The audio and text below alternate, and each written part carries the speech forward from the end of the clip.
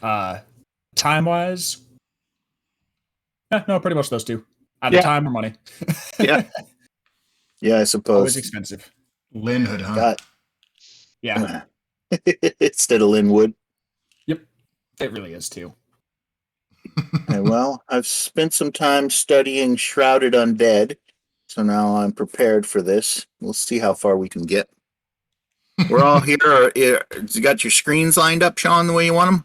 I do. Is my voice clear? Should I not be chewing while I'm running the game, or do I sound like I've got something in my mouth? You sound fine. Okay, good. Good. Yep, and we are up and operational, so. Are we live? Yeah. All right. Okay. Hey, welcome to session 8 of Night of the Sun, which is an adventure module that any old buddy can go out and purchase on RPG Net. Night of the Sun, Knight, not the other type. That'll help you find it when you're looking for it. And our party of adventurers are making their way up to the top of a shrine. The whole hill that the shrine is on is enshrouded with these massive, tall thorn growths. I'm trying to think of what I have to mention before we play. And the main thing is we have a newsletter. Anybody out there watching this is interested, go to our Patreon, Mad Hermit Games Patreon, and go down, look at our listings there. I think it's in the top 3, things we've posted there. You should be able to find the first issue of that newsletter for free. It's a download. You can just grab it right off of that listing. It's a PDF, and it covers a whole bunch of stuff. The newsletter goes over all kinds of fantasy article ideas, just stuff going on in our fantasy games. Plus, we put in a serial adventure in each issue of the newsletter. The new one is about to come out in just a few days, so you might want to go there and pick up the first one, see what you think of it. Yeah, I think that's about it. So that's at Mad Hermit Games Patreon. Okay, where we last left our intrepid adventurers on the stormy hill of vines. Of oh shitness. You had fought your way through a minor blockade of undead holding one of these passages through the thorn walls. You have moved your way up almost to the top of the hill. As a matter of fact, you're just kind of below the top of the hill. And making your way in that, around following the path along there, you have spotted what looks like 5 mounted undead warriors on skeletal horses up above you on the hill. Now, are you guys able to see them on the map? Are those still stuck on some other layer? Okay, just making sure we're all on the right layers here. Okay, so they haven't spotted you yet. They're just like all the skeleton that you've encountered here along this passageway. They are just standing in the rain. The hill that they're on is pretty steep. It's rocky in places. There's a couple of little rocky ledges between like you and them, and it's quite steep. They're not all that far away from you, like as the crow flies, but they have to come straight down that embankment to get to you. Getting up to them would be difficult. It's muddy. Because of all the rain that's been going on for days and days and days, and it's steep. However, for those war horses to come charging down that hill, probably not going to be quite as difficult a task. Anyway, you've managed to spot them. They haven't seen you. They're up there, but these are closer than the skeletons were. Say that one group of skeletons that you were able to bypass by just kind of quietly, moving as far as possible away from them. In this case, it doesn't look like that's possible here. So it's up to you what you're going to do. How would you like to approach this particular situation, or do you want to go back and look for another way? Well, upon seeing them, gonna kind of back up here a little. Just like, okay. Gonna kind of turn towards Dask and Core here. Well, I don't think we're getting through that in a head-on fight. What do we do? I still think Dask had a really good idea. I think we try to run a tripwire right here. Can you see the ruler? So basically at the top of that sort of mound of dirt that's there? Yeah.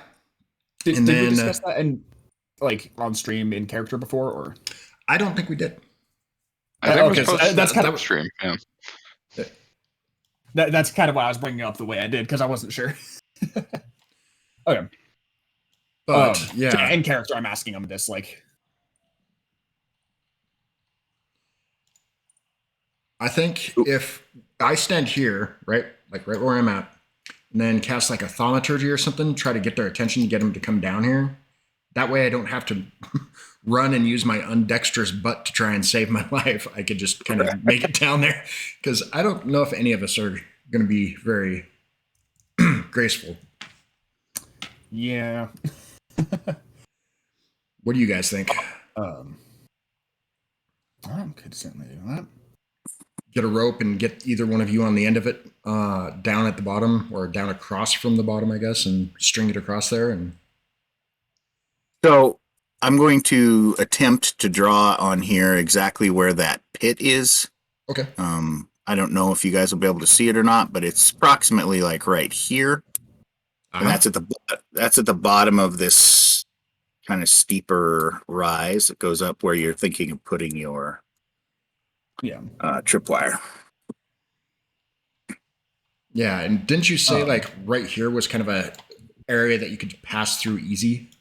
You can, yeah, there's about 3 feet of space on either end. So like, whoops, I still have my drawing tool.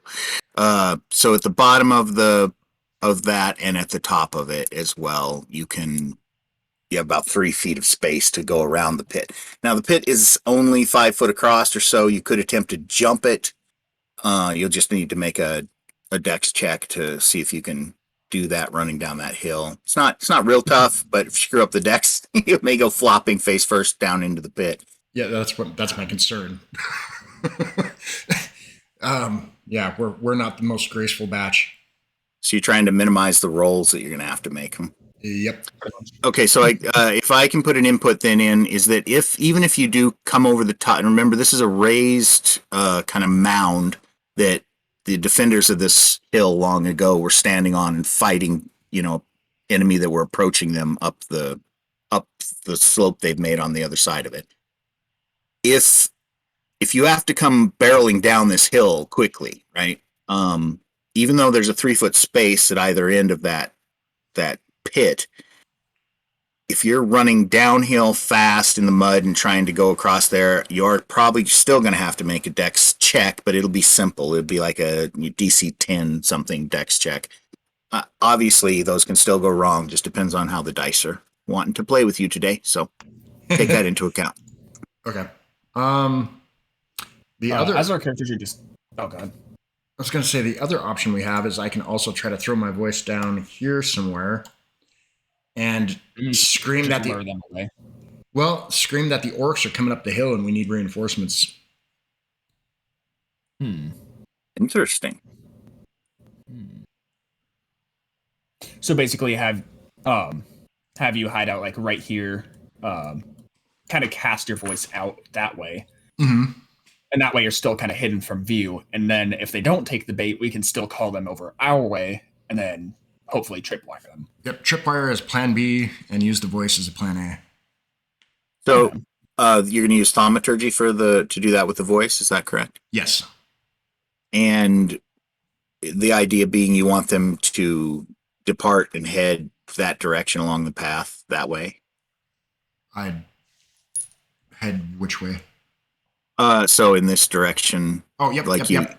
You're going to cast your voice over here, and you want them headed in that direction. Roughly is what you're hoping will happen. Yep, exactly. Okay. Is that your plan? For the most part. That being said, right. Well, let's tie the rope up here, and he kind of points this way, and have 2 people trying to pull down here. If we can get a sturdy anchor to pull on, it's less likely they'll tear it out of our hands if we're trying to trip them. All right. Well, that's up to you 2. You also, if I can interject, make an intelligence check, and if you pass it, then I'll throw in. I was going to say we can string the rope this way and then back down over to here, and you guys can be on the opposite side. That's what I was going to say. Oh, use like one of the vines as like a lever or something, or a pulley. Yep, exactly. Just wrap it around it. Yeah. Okay. It'd be safer for the two of you. Yeah. So use that as a pulley. Therefore, it would give us some advantage and also keep us on the other side of the pit. Yep. Okay. Okay. Yeah, because I mean, we definitely have plenty of rope to do that. String it across right there. That's 15 feet. We could even double that up to 30, and then have another 20, 15, whatever, in here. Yeah. Oh yeah.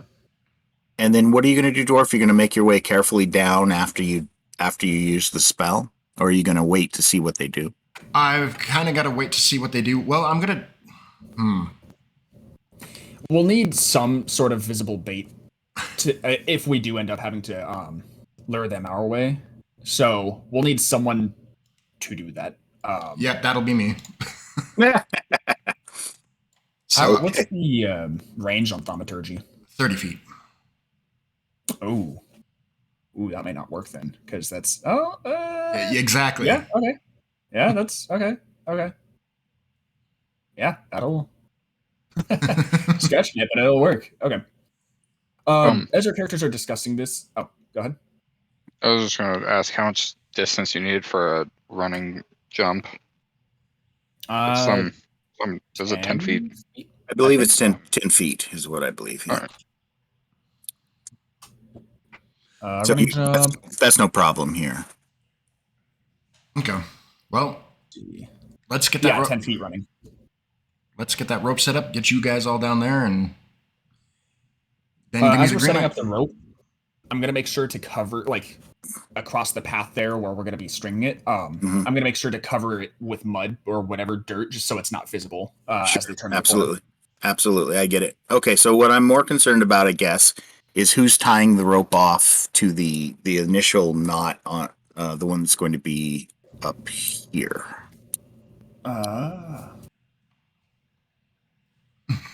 I kind of look at you two and just, I spend a lot of time in seclusion, so you two. You're the smart one. This character only a little bit. 13. Let's see here. Do I have anything that would help me in that area? I do have survival though, proficiency in survival. Yeah, exactly. That's what I was just going to look for. Okay. Could we use survival for that? I'm sorry, I missed some of that. What? Could we use survival as our check for tying the rope? Yes, absolutely you can. Yeah, of course. Okay. Yeah, bucket. Should I just use that then? Yeah, who's doing it? I guess that will be, unless you two. Okay. All right. The highest survival score. I think that'll do. Yep, feels pretty secure to you. You get it on there, test it, pull on it hard. It holds your entire weight, so you think you've got it correct. Some of the vines, especially in this thick growth, some of them, are I'm going to guess 10 inches around at the base. So some of them are thick, almost like trees, basically. So this will work. You're pretty sure. That's what I was hoping for. Okay, so you string that up, get it tied right. You pull it across. You wrap it, around another one, and make sure there's slack so it's hung down there in the middle, and begin to cover it. That's not a problem. You throw the tailing end down over here somewhere. No problem. Have it go like that. Yep, that'll work. You still got about 5 foot of space there, so that's good. Alrighty. Yep, no problem. You get that set up without any issue. It's still nothing much changes in your immediate surroundings. Wind comes up a little bit and is whipping around the tops of the vines while you do this, but nothing else. This is just blowing the raindrops around. I'm just gonna let Niles know to get behind Caleb and I, or kind of off to the side somewhere. Gotcha. Yes, he's more than happy to get behind everyone. He'll go over here. He's not in the way. And okay, the rope is strung. It's placed correctly. Dwarf, you're up there by yourself. You glance down your friends. They give you the thumbs up. They seem to be ready. So there's enough rope where you have it laid out for both Dask and Oliver to grab it if you want. Is just one of you going to handle it? No, it'll be both of us. because we'll have it strung across here, which is 15 feet. Then it goes back another 15, so we'd still have 20-ish feet. Granted, like you said, the vine is fairly thick, so we'll probably shorten that by about 5 or 10 feet, which would leave us with, still 10 feet at least. Sure. Okay. Yep, good enough. Okay, dwarf, and you're casting your cantrip now? Yep. Let's see. I think it's going to be right there. Okay. So, yep, I'm basically going to scream that reinforcements are needed. Orcs are coming. So you're projecting your voice over there saying what? Say it again. Want to know what it is? That the orcs are coming. We need reinforcements now. Oh. Uh-oh. I think we are losing the hermit. Yeah, you cut out. Can you hear me at all? Yep. It's broken, but you can hear me. Okay. But yeah, no, I'm just screaming that. Sorry. Can you hear me at all? Yep. Reinforcements are coming. We need help. Yep. Okay, you do this. Your voice shouts out from down there, and let me bring up some dice here. Did it roll? Oh, there it goes. Took it forever. No. Fuck. At first, nothing seems to be happening. You thought you heard kind of the chink of rusty metal. It sounded, these guys are just standing still for the most part. The horses aren't fidgeting or tossing their heads or anything. They're undead. They're just staring straight ahead. But after you shout that, there is some kind of tinking sounds. You can hear it, but nothing else changes down here. Not at the moment, at least. Do you want to try again? Yeah, I do. Oh, yeah, I think that's a good plan. Go ahead. So you do it again. Okay. This time, you hear horses moving. All right. Can I see them moving or no? You do. You see them come kind of crashing down lunging down the hillside to about here. Two of them with their riders. The riders, of course, won't stay attached. I have to keep dragging them and adding them to the horses. They come down about that far. Think I can click and what? I believe you can click and drag and select all of them at the same time, so you can move them. Yeah, if you draw a square around them. Oh, that would be great. I will do that if that is true. I will do it for sure. Okay, let me give that a shot. Yes, it worked. That's a brilliant idea. Okay, these two come down. They lunge down, kind of slide through the mud, and then they begin to head off this direction. But it's just two of them. Shit. They trot down this way, their armor chinking in the rain. The dark garb on them sort of swaying as those skeletal figures go crunching off in that direction. Shortly, they're kind of out of view. Not sure what they... Should I try to get the rest over here? What do you want to do? You see Oliver kind of peering out from behind the vines, looking at Core. Just...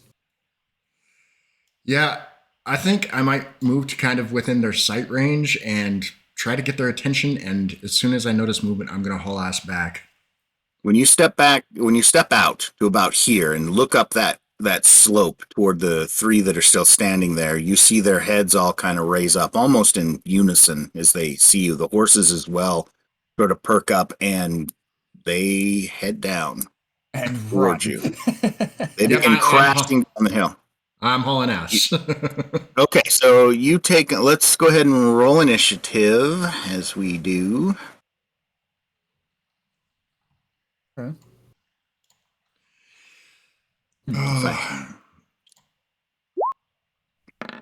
Somewhere in there. I was actually holding my breath. That's a pretty good initiative. Too, huh? Or do we all need to roll or just him? Probably all of us. You just have an action prepared to pull the rope after he jumps over. Let me see here. Yeah, it is within the plan that basically once he comes over that, or along the side of it, we basically just pull the rope. So, gotcha. Should we roll for that, or is it just kind of a thing that we're doing? Just wait. It's just a thing you're doing at the moment. Okay. Will. Okay. Well, Dwarf, you definitely go first. So go ahead and move yourself. There's 5, 10, 15, 20. About 20 feet to there. Then make me that simple dex save as you come sliding down that embankment. Or dex check. We say simple dex. Yeah, I don't think any of us are very dexterous. Okay. Oh, I think the dice are with you. This is a good plan. The fates couldn't want to kick you in the teeth too much. Ooh! You're It good. paused on 4 for a moment, and I was concerned. You slide down the embankment there and slide past the pit on the far side of it. And behind you, you hear the crashing of these things as they come on. I'm going to keep moving back a little bit too, yeah, because I don't want to get crushed. You hear the clank and clank. You see them suddenly rise up over the top of the hill. You guys going to pull. You yank back on the rope. It springs up and like so hard that it injects a bunch of dirt and mud into the air where you had it buried. The horses crash into it. They trip. They go down the embankment rolling. Those skeletons are gone. You destroy them all. They crash. Crap. They crash down into the pit. They are. It's quite a sight. Rusty metal and bones go flying in all directions as these things just disintegrate and crash and roll over one another, and almost all of them end up down in that pit. And just like that, it's over with and quiet. Just the rain falling. Let's not waste any time and get around that corner. That was a good idea. You guys, you did that very well. Surprised at the other two for a moment, just like right. Yeah. All right. You're expecting a fight? Well, boys, we just at least to blast him a little bit. Niles says we should just stay here and do this to all of them. I mean, I guess we could, unless they come up from behind us. Yeah. Yeah, there's always. But they would have to go up the embankment on the horses. Well, I mean, they're horses. So the three that came over the rise here and crashed down. The one in the center was armed with a spear and shield, but the one to either of him, those had bows with them. When you looked up the hill, you saw several with spears, so you're pretty sure the other two that left earlier had spears. Okay. Neither here nor there. I just wanted to let you know what you're kind of dealing with. Well, let's get up the embankment and keep an eye out for them and try to make our way around that corner. Gonna get that rope packed back up. And then, yeah. Okay.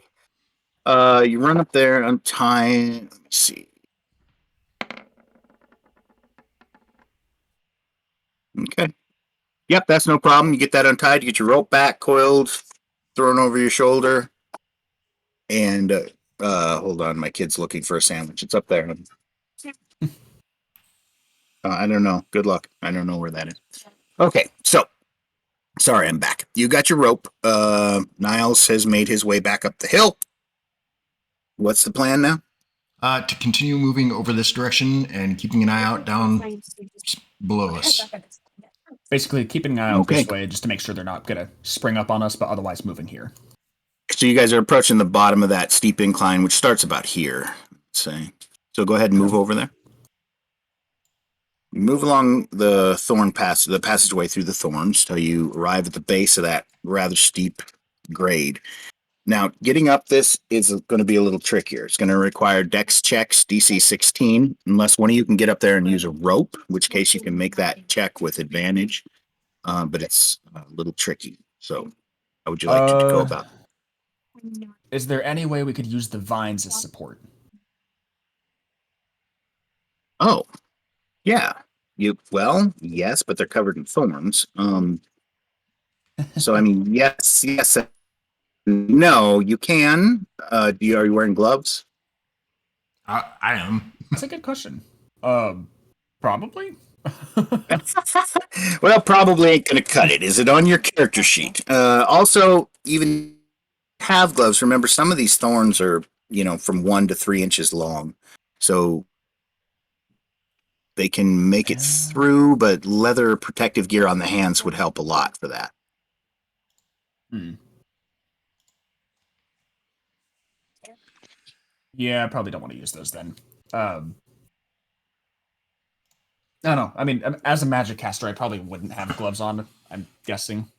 Or maybe I would because I'm trying to protect myself from the magic. I don't know. I never really thought about that, honestly. Well, after that one Well, if it exploded ain't on the on character you. sheet, Yeah. at this point, if it isn't on your character sheet, it ain't so. So what are we gonna do, guys? How do you want to get up this hill? Um, There we go. The hill. why don't we have you gonna try Oliver Dask? stand on top of Dask and then try to get it as far up as he can?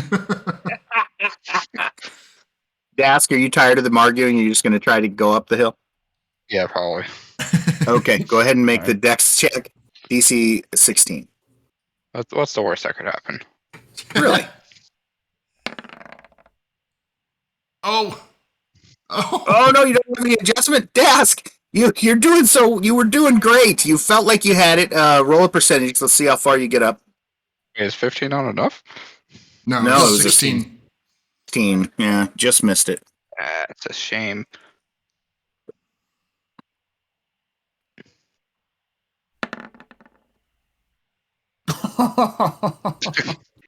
Last Dask, second. you had almost gotten to the top. As a matter of fact, you had grabbed a hold of what you assumed would be your last rock you had to grab up there toward the top. It came loose.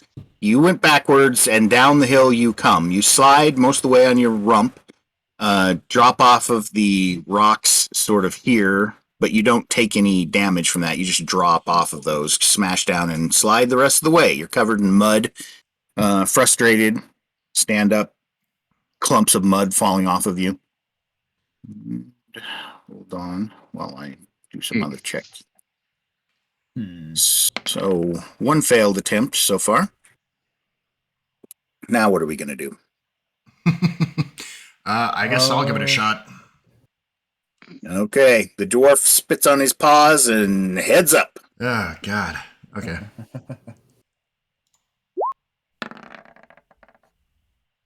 Yeah, that's a no. Roll a percentage. Do I have to? Yeah, you have to. 81. Oh my goodness. So dwarf, you make it up to about, here before sliding all the way back down. You also you roll more than Dask did. Dask just sort of slid. You roll quite a bit, and come sputtering completely 100% covered in mud, dirt, and leaves. And cussing, the dwarf stands up, angry. You can just see his eyes through the mud mask on his face. Would it be possible to use a quarterstaff as like some sort of, I don't know, maybe for balance or maybe to like jam it into between some vines and like leverage myself up or anything like that?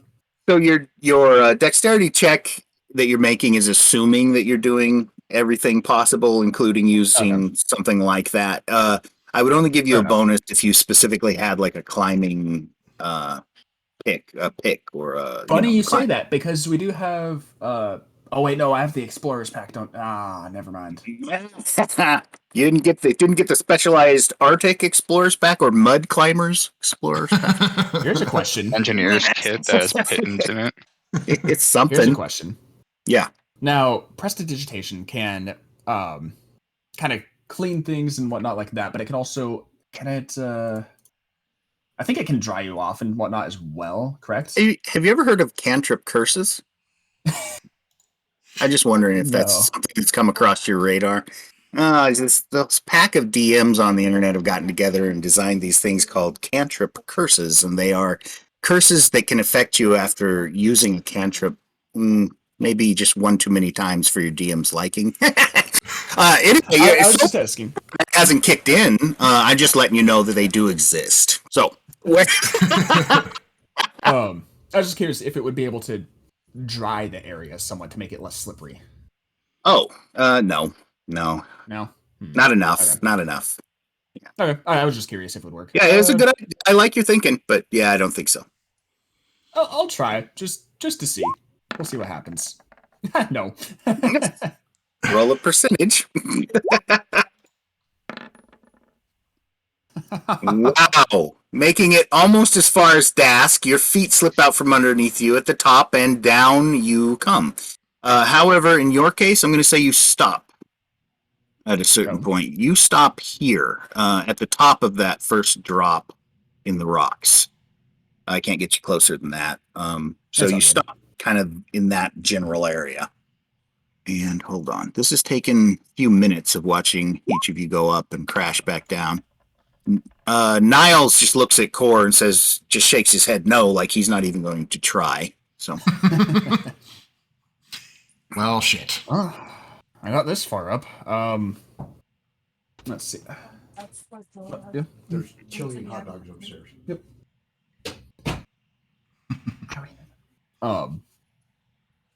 Shoot, what was I saying? Oh, well, you begin to hear the sound of horses' hooves clomping on stone above you. Uh-oh. Oh. And shortly you make out two skeletal war horses beginning to come over the crest of the shrine between the stones. What are you going to do? You better decide quickly. Yeah, I'm gonna see this and immediately slide back down and let the others know. Okay, no problem. You slide back down here. They're coming. Purposefully this time. What do you guys want to do? Fuck. Get back. We may have to try that trick again. Go ahead and move yourselves wherever you're moving to. Back over here. Okay, group of you run back over here. Are we going home? Niles asks. As you get down here, of course you're not, but he seems hopeful. Well, okay. Well, we're going to try to get these guys to follow us again. So same setup as last time, I presume? Yep. Take a few more minutes, set up that rope again. Okay. Make your what check survival check for the knot. Yeah.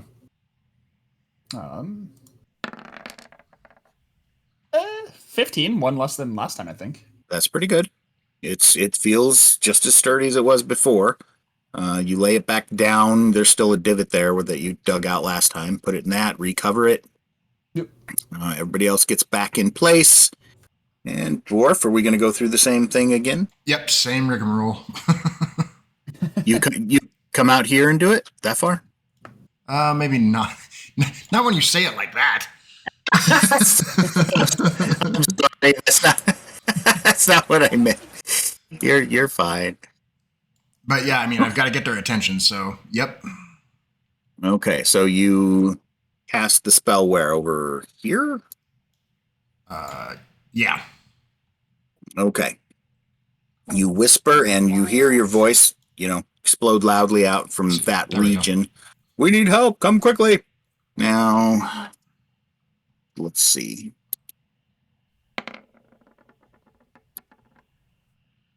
Okay. Well, you hear the horses begin to move again. Whoops. Sorry, I was trying to drag. They come sliding, kind of careening the last couple of lunges down the hill to here. Then they poise, and are you there, Dwarf? I'm right here. You're just right where you're standing? Okay. Yep. I think they're going to spot you, but I'm not sure. They don't seem to notice you yet. You're going to jump out and grab their attention? Yeah. Okay. Yep. Seeing you, one of them points at you with his spear, and they begin coming. So you tear off, I suppose. Roll initiative again. Okay. This is a lot more rolls than I was hoping for. Ooh. Shit. Wait, why does it say 13 on your initiative? You have the dice shows 19 on my screen. Oh, that's my... Oh, sorry. I thought that was my roll. It's not. It is. That's my roll. The 19 is mine. Yeah. Okay, it didn't show his then. Weird. Okay. Anyways. We must have done it at the same time or something. Well, Core, they're going faster than you. You make it to about the top of the hill over here as they come barreling down toward you. They're going to catch up with you about there. You see Core rushing toward the embankment there. He gets up onto the top of it, and you see the horses come careening in at the same time behind him. One of them is a little too close to do anything, but the other one tries to hit you with his spear. What's your AC, dwarf? I believe it's 16. Let me check. Also for Star 16. It misses. You duck it and slide down the embankment. You stop just before the pit, just above it. But you're still there. This one continues down the embankment after you. This just all happens in the course of that one move. The other one is not doing anything at the moment. What are the rest of you going to do? Pull the As damn they're rope. passing, yeah, I was gonna say, as he clears the rope, like the moment he clears it, gonna start pulling. Okay. The moment the dwarf has cleared it? Yeah. Yes. So you guys would have been pulling it before this guy actually moved over there. So just... I wasn't sure if he had cleared it at that point or not, so. Yeah, so pretty much as soon as he clears it, pull. Make him make a save here. Versus it. No. This horse trips and crashes down. The skeleton on its back rolls onto the ground there at the top of the hill. The horse is kicking and thrashing, trying to get up in the mud and dirt. The other one... Oh! All right, that was a 2. It landed on 2 and then rolled back over. The other one lunges over the rope. One single smooth little swing there. See if I can just select those two. Comes lunging down the base of this thing, lunges across, and attacks at Dask. What's your AC, Dask?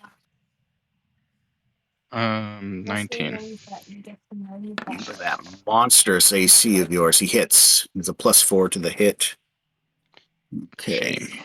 Damage 2d8 plus 3 from momentum. So 7 points of damage, Dask. All right. And then the horse pushes past, comes up about here at the end of the turn, and it begins to wheel around. I think it's going to, if I can grab the right little nubby bit here. Okay, get back on your horse. Why are you hanging off the side of it? Doesn't matter. This one is up. Okay, everyone's going to roll initiative for the upcoming round. Do I get opportunity attack when he leaves my melee range? He's moving very quick. He lunges across this pit, jabs at you with the spear as he goes over and past. You kind of roll back away from that. By the time you've rebalanced, he's already moved. So just roll initiative for the upcoming round. A hefty spear.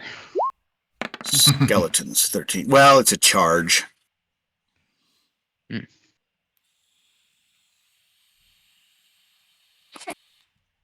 What's the normal damage? Die 8, isn't it? Good question. I believe it's die 8 on the spear, but it might not be. Maybe D6 actually. Die 8, I guess, if you're holding it two-handed or something. Maybe that's where I got my die 8 from. Okay, well, I'll correct for that. Over that thing comes. Skeletons are on a 13. Looks like Dask is up first. So, Oliver's up first. Go ahead. Seeing this thing kind of careen across and jab at Dask, I'm just gonna immediately wheel around as well, and try blasting it here. If I can find it. There it is. 16. That's a hit. All right. Their right, AC is a damage. 12. Gotcha. For 13 damage. Oh, it's actually a 13, but it doesn't matter. You still hit. 13 damage on this. The horse or the rider? Rider.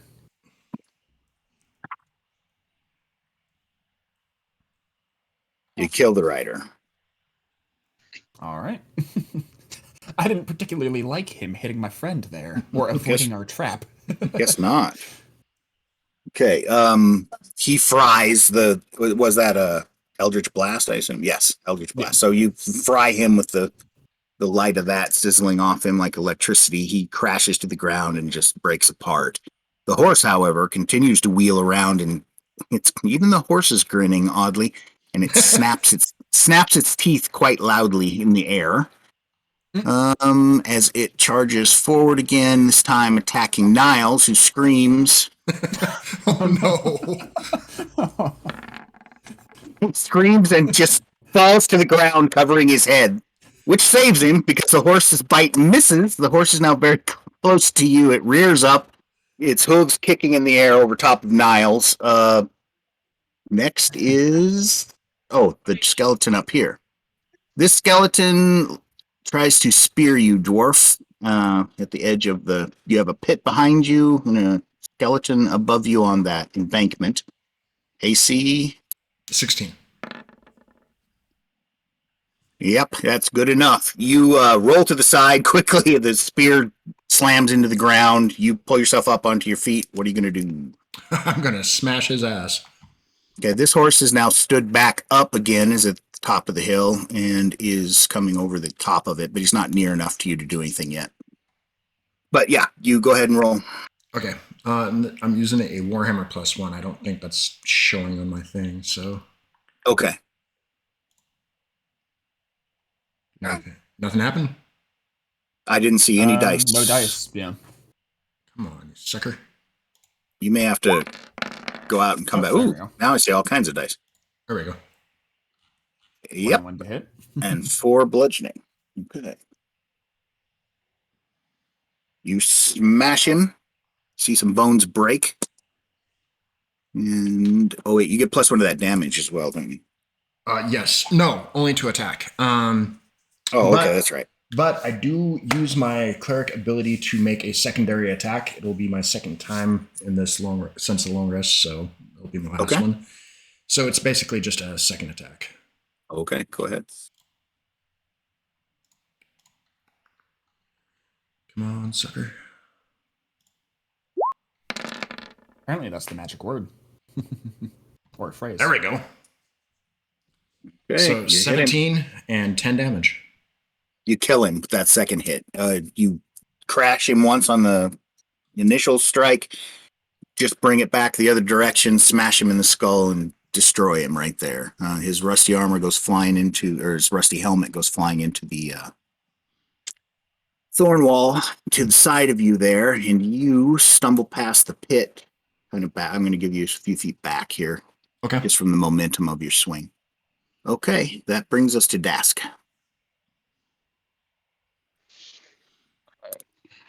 I'm gonna wheel around and charge at this horse. Sadly, Okay. the rider is dead, and I can't beat him to death. But this horse will have to do. Speaking Don't of, worry, I fried him. I deep fried that him. rider off. Well, technically the horse is dead already, so there's that. Right, and then I'm gonna swing with my mace. Swing, bada swing. That's a hit. 16. Nice. And does it got the damage on there already too? Is that your damage roll? Oh, okay. 7 bludgeoning. Okay. Crash it pretty good, but you don't kill it yet. Right. Okay. And that's all I can do. Okay, roll initiative for the next round. You are up against a 18. Yuck. Oh my god. Niles, roll a 20 and kill him. Niles is still on the ground with his head covered because the horse is right there near him and looks to be about to attack him again. Really, I'm gonna yell at the horse. what you gonna yell at the horse? Hey! Basically, just get his attention. Get him away from Niles. You tried to distract the horse. Okay, good enough. Let me see. You can do it. Although I feel like the smack Dask just gave him might be more effective. Yeah, you get his attention. You have his unreserved attention. All right, the thing's head snakes towards you instead, and it attempts to. Is he going to rear? Or is he going to bite you? He's just going to try to bite you. Oh, is that all? That's all. Oh, I Don't couldn't. give him any more ideas, please. Oh no! Well, he's not going to bite. He's going to try to rear up and kick you with his hooves. AC. Well. Don't worry, he misses. You duck back out of the way. He lands in the mud there near you. Does not hit you. This horse, however, leaps I should have cast across my Armor of Agathis earlier. here, and even he attacks Dask. Odd, he attacks the dwarf. Wrong die, but whatever. Odd, he attacks the dwarf. Tries to these are war horses, or were in life. The thing spins around, so its ass is facing towards the dwarf, and then lunges up on its front hooves and kicks backwards with both legs. Oh, F. Okay, that might be the end of the dwarf. Well, it hits with a Yeah. collective 20 there. So the damage is 11 points, 2d6 plus 4. The average is 11. I'm just assigning you the average. Oh, okay. The hooves crash into you. Is that enough to knock you unconscious, or are you still standing? I'm standing, but barely. Okay, you stagger backwards, kind of bump into the thorns behind you from the impact in your chest. Probably a little out of breath at that point. Just Yeah, basically kicks your breath out of you, but you can still act. So it's your turn, Dwarf. What are you going to do? This horse has been damaged, correct? Oh, no, Yeah. I can't break this fight, though. Well, you'd still be within 5 feet if you moved 5 feet closer to the other one as well. Well, no, you can. You're behind the horse, and it kicked you away from it. So you aren't technically standing right next to you. Also, I don't have this horse like technically at the right angle, so you're fine. You can move if you need to. Okay, let me check something here real quick. That's probably a little more accurate. Yeah, I've got like one freaking spell left. Oh wait, it's not his turn. It's my turn. Oh, for God's sake! Why does that keep happening? I thought that was never mind. I'm so sorry, Dask. It's your turn. Go ahead. In the meantime, Dwarf can figure out what he's doing. Go ahead, Dask. You have options. Well, I'm probably just gonna attack the same horse that you I hurt did last time. before. Okay. Yeah. Go right ahead. See if I can't get him down. Oh, didn't mean to do unarmed strike, but it's the same bonuses, so oof, 11. Yeah, it's just a miss. You swing, the horse sort of rears backwards, and you miss it. And let me see, because wait, 13 is that a miss? No, you did connect, but it was against its armor. It's barding, so it doesn't do any damage to the bones. Anything else to ask, or is that? Did you say? I'm gonna turn around and try and get the attention of the other horse. You're gonna start shouting? Yeah. Are you sure you want to do that? You know, no, but well, these skeletons aren't real smart, and horses are even less smart than your standard skeleton. You catch its attention very easily. Thing spins around towards you. Back it up just a little bit so doesn't seem to be on you. Okay, and you have its undivided attention. Awesome. Great. Now it is the dwarf. Now what are you going to do?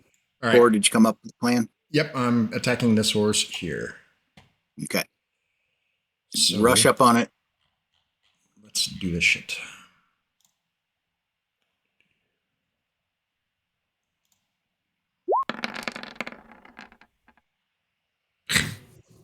It bounced on the 17 for a moment, too.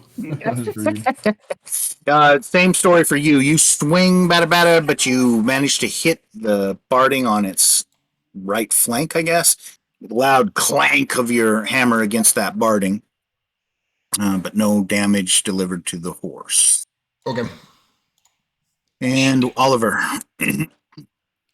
I'm gonna kind of step over Niles here to get to the other side. No problem. You kind of lunge over him, slap down in the mud over there, and what you gonna do? And now we are flanking this horse. Well, I guess you are technically, yes. If you don't mind, would I be able to roll with advantage since we are flanking now? I'll let it go. Some part of my brain is saying that there's a persniggly argument I could make, but no, that's fine. This is a dynamic. Right. It's not. Let's not get too stuck on the figures. There's a lot of movement taking place, the whole time. So yeah, you definitely are in a good position. So you can have that advantage for your flank. And just keep blasting. Eldritch Try and Blast take fizzles off your fingers. You feel a pulse of it. It blasts out much stronger than you expect it to. It's going to do double damage. It's a lot of So, damage. is that 14 total or 13 total? That's 14. I rolled a Gotcha. Yeah, I rolled a 1 on the other dice. It wait, doubled the did we do- damage dice. Oh, I see. You've rolled twice for that. So it's a total. So this is the total. I was just going to double the number. Since you have a wide spread here, if you'd like to just roll the 1 die for the damage or whatever. What is the damage? Die 10? Is that what it is? Die 10 plus my modifier, yeah. So if you go ahead and just roll the die, if you want, or we can stay with this. This is fine too. How would you like to do it? Also, didn't we discuss that when you have critical hits, we were going to deliver? You would roll the damage dice and get to add the maximum of the other. Correct. Right. Correct. Yeah. So that's where we're at. So you have. I would go ahead and re-roll just 1 die 10 so that we know what score you hit. But you do have 10 points so far in damage. Okay. Yeah, I'll take it. That So was 10, interesting. 13 plus another 4 would be 7. 17. Or 17. Sorry. Yeah. 7. Well, that's what you needed. The blast hits this horse and just sizzles through its armor. The thing shakes, rears up in the air, and then just collapses in a pile of bones and armor flopping and crashing everywhere around where he's Thank at. God, I am no he's longer flanked. dead. That's why I was asking if you were sure about that earlier. I was like, are you? Okay, and yeah, so he's a goner. Roll initiative Um, for the following round. I'm actually going to use just a little bit of what remaining movement I had to go there. And then That sounds good. They are going on a 10. Or the horse, not they. It is going on a 10. Is this all the scores? Looks like Dask going to be first. Get his Dask. ass. Dask, it's up to you. What you going to do? Move around the horse to like there Perfect. and swing at it. You got it. Roll to hit. This time with my mace and not my hand.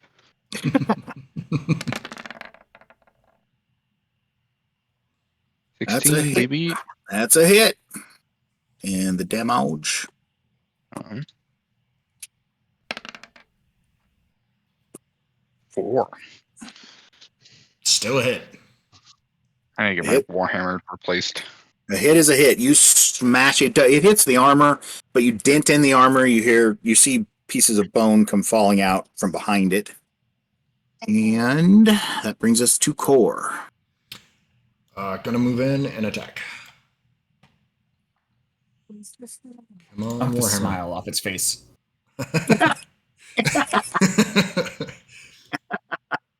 If you can do that, that would be good. It's a hit. All right, so a whopping 3 damage. A whopping Wait, 3. It just says 3. It doesn't show your strength it doesn't. modifier in it.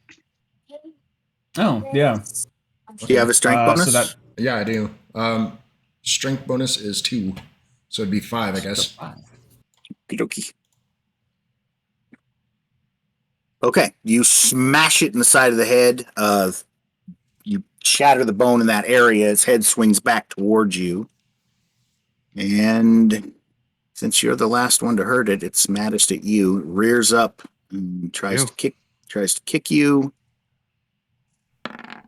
Oh God. You duck back, dwarf. The hooves cut in the air above you. They land back on the ground without contacting you, which is good. They scatter some mud your direction, but that ain't too bad. Niles runs behind Oliver and grabs a hold of Oliver's cloak, holds onto it in a death grip. It's Oliver. And Oliver, it's your turn. Well, I am a warlock. Do your thing. Ooh. Oh, sorry, I still rolled with advantage. I forgot to toggle it off. Does a 12 hit? It just misses. It didn't. Alright. You know what, though? The 12 is so close, I'm going to say you shoot that right over top of him. It just misses him over his head, hits some of the thorns up in... I was literally pointing at it with my fingers, if you could see it, up in this area. Without contacting him and without you having to re-roll to hit any of your friends. So, that's a miss. Roll initiative for the next round. Skeleton's on a 4. Gosh, things are going down for the poor horse. All right, thanks, Dice. Didn't want to play anyways. I mean, I guess it's... Okay, well, after that massive eldritch blast, maybe you've spent all your luck or something. But Dask, it's your turn. The horse is still right there beside you. Your clear view of the torn up old armor on it. Now here's the question: is it flanked or no? Even I would say it's not. That's me. Well, it has a... See, the thing is, it has a pit on the other side of it, which really kind of hampers its move right there. That's true.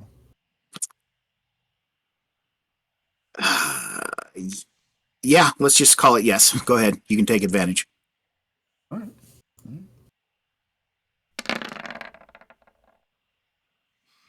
It's a hit. Well, I was gonna say it does hit at least. Yep. And is that the correct? Is the damage 5? Oh no, it's not. There it is. 5. We're slowly chipping away at this horse. You're getting it. That's all that matters. Can I just melt this one too? That'd be cool. Right.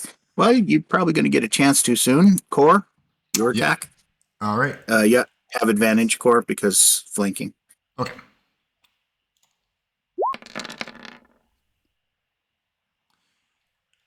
I guess Oh, yeah, gotta roll it would have been a 13 anyway, Oh. so either one. Wow, that's a hit. Okay, you run up, crash it in the head again. 7 points because it's not showing my strength bonus for some reason. You destroy it. It collapses Hey. dead. Yay! Smash the rest of its skull off. It crashes down into the mud there at your feet. Another pile of rusty armor. The rain continues to fall. Wind is still whipping through the thorn vines around you, up at about the 40-foot level or so. And otherwise, kind of quiet. The silence descends over here. I kind of flop my ass down on the ground for a minute and get a breath. Niles, help.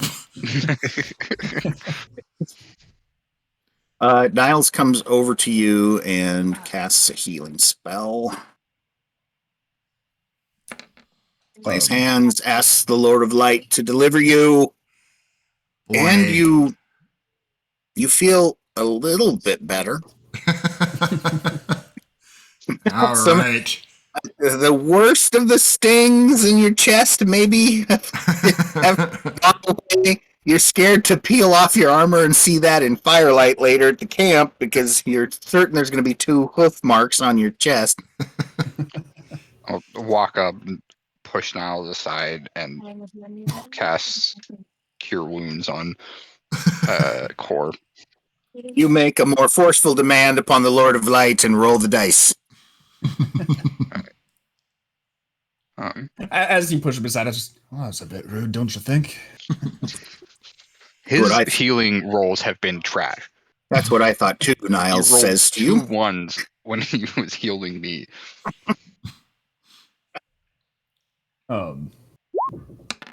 Shit. Oh my god. Oh, come on. You were saying? Four. um, I don't think the Lord of Light wants us to be here. Not this.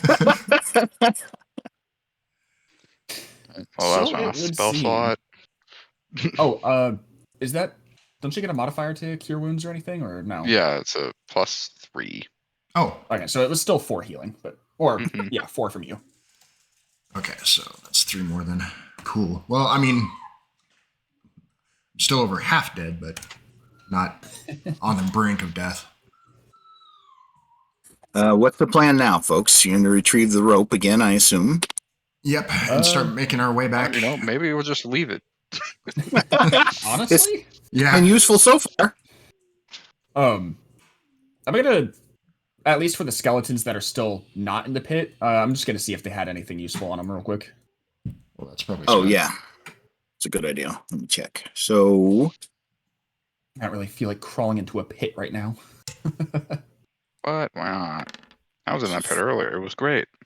you drag up an old crusty belt pouch off of that skeleton, and it has 4 gold pieces, 2 silver pieces, and 8 copper pieces. Now, again, these are all an older mint. You haven't seen coins like this in circulation because they haven't been around for 300 years or so. Sorry, my dogs have decided something is here. Go check the door. All right, I'm gonna Okay. use this opportunity to sneak away real quick. I'll be right back. Okay. In the meantime, you guys are going to do what now? Try to reclimb that steep grade, or?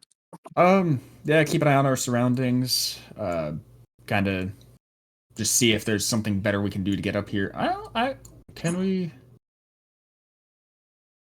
I'm wondering if there's another way up. Well, Dask and Oliver have been the furthest up, and up at the top, you saw that there are standing stones up there. I'm not sure if you can see them on your map, but there is some sort of just barely, yeah. a large stone platform. There's little, there's some weed overgrowth coming up out of the cracks in the stones and stuff up there. You got enough of a view of that. A couple of the stones, one's broken off at about the halfway point. One is fallen down and is right there. And then the largest one was at this end of it, sort of the due east of the whole thing. And it's about 25 feet tall, so you can see it from down here as well, kind of poking up over the top of that rise. I'm gonna wait for Cord to get back actually, because I'm wondering if there's another way up over here somewhere. It's hard to. Well, while you guys those skeletal horse did get up there, and they didn't come back the way they came down, right? So, while these guys are talking about this, I'm going to grab some of the bones from the various horses and try to break it so I have kind of a knobby end on one side and a spike on the other, and make some climbing spikes. Yeah, that's pretty smart. So, let me think about this for a second. It's not a terribly bad idea. So there isn't a way to break it in any of the bones in such a way that you'd end up with a perfect kind of jaggedy spike that's, so you got like a stick sticking up out of your hand and then a jagged down. However, just taking broken bones and holding them so the bottom's jutting out the bottom of your fist, you could stab those into the ground. That's exactly what I was going for, and that's why I wanted the knobby part on the top. Okay, well, you got plenty of bones to choose from. The horse's bones are bigger, and obviously would be a little stronger. So some of their leg bones, those primary leg bones would probably not the upper leg, but the lower leg bones probably be just perfect for that. Okay, I'm gonna fashion a set for everybody. Okay, it doesn't take you long. You crush them with your warhammer against a rock until you get some that have what look like, jagged enough points on them that they should be able to work. Okay. And all of them have the kind of fatter area up above. You can actually grip it so that you put your thumb into the kind of crease of the bone at the top, and they seem to like they might work. All so right. This time, if you attempt to climb the hill now using these, I'll give you a +3 to your check. Cool. All right. So, who's going to go first? I'll go to shot first. I made the damn things. Okay. But what if there's something up there and it kills you? You approach your old nemesis, the hill. Oh, so close. Roll me the percentage. Now, what if he does get 100%? Just That he gets That all one. the way to the top and he crashes back down. Okay, you make it almost halfway, and they're working great that far, but then you slip and lose one. This swings you down, and you end up jerking the other one out of the ground and sliding back down on your face. And you just lay there on your face at the bottom, a little frustrated and tired, as the rain pitter-patters on the back of your helmet or head. as he slides back down, I'm just gonna say, the horses didn't come back the same way. I wonder if there's another way up close by here. You're and killing kinda him. point at this- The dwarf doesn't even turn his head around, I don't think, to look at you. What are you going to do, dwarf? I'm just, I don't know. Pull at my beard. I'm gonna go scout this way. If there's anything, I'll make sure to come back. But Yeah, well, While he's doing that, I'll go up the hill. Okay, Das, go ahead. Oliver, go ahead and move yourself down there a little ways. Big bunny, no whammies. oh my What? god. That little hill is our bane. I tried to roll a dice. Did it work? Anybody see that happen? A whole bunch of I shit didn't just actually happened all at see it, once. Mm. Oh, yeah. That's Okay, the first roll of mine is the one I'm taking. It's a 4. Okay, and then you rolled a, what is that? Percentage. Oh, for your fail? Okay, yeah, you only make it a quarter of the way up. However, you do know that those little things he made, those spikes they do help. It's just you managed to slip and fall back regardless of that. All right. Um, I'm just going to angrily stomp off after the sorcerer, the warlock. okay. So, Warlock, you make it about here before you see your friends coming along behind you down the passageway through the thorns there. All right. You can pretty clearly make out the tracks of those horses that came down this direction. They're continuing on the way you're going. You don't see anything else untoward or out of sorts. Okay. I'm gonna slow my pace a little bit so they can catch up, but yeah, I'm gonna keep moving. Okay.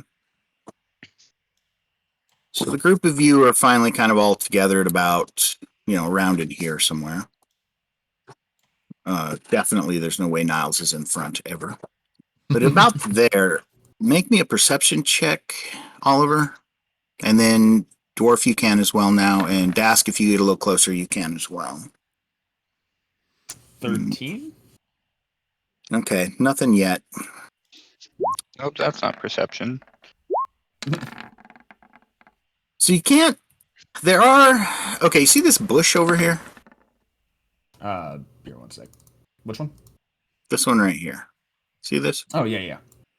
So from about this point, you begin to see that there are these freestanding kind of masses of bush that are around here.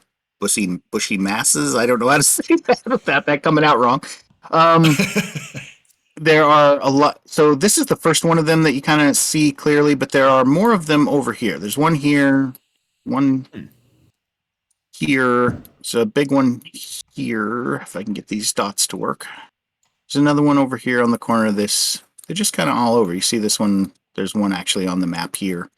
So they're different than the thorns. These are just big, shaggy, they're bushes, but they're also thorned. You can see thorns on them quite distinctly.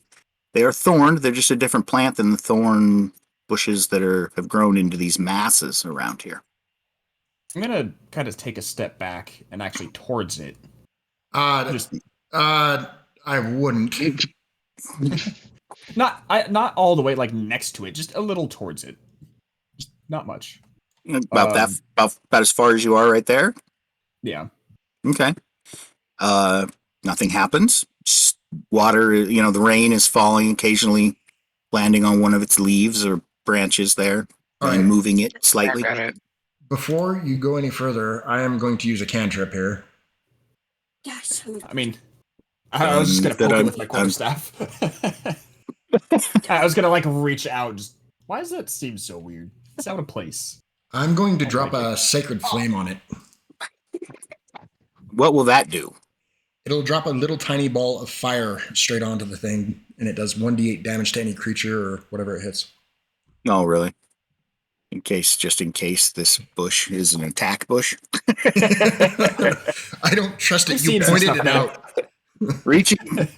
You reach your hands to the heavens, then point down where you would like this blade of light to appear. Sure enough, a little drop of fire comes from the sky above, along with the rain, descends, strikes this bush, and the thing shakes and rises up out of the ground, becoming a thorn blight. So, hold on. Bollocks. I don't like that. Okay. I have no more left in me, dude. We gotta find a place to rest. Right? As soon as that happens, however, Oh no. others appear. Ah, that's not great. God, it's like those bush enemies from Dark Souls 1. A bunch of thorn blights seem to appear. You see those bushes begin to shake, and they stand, kind of uncoiling themselves into these strange, roughly humanoid figures. They're about 5-6 foot tall apiece, covered with thorns, and they move rather swiftly, you might note. Did I do any damage to that one? Yes, you did. How much damage did you deliver? Let's see. D8. Oh, well, you sort of did. I angered him. Love this website. We have rolled a lot of ones tonight. We really have a lot of ones. Where's a halfling when you need one? Right. Hold on just a second. I gotta get my thorn blight stats up here. So I know what I'm doing. Okay.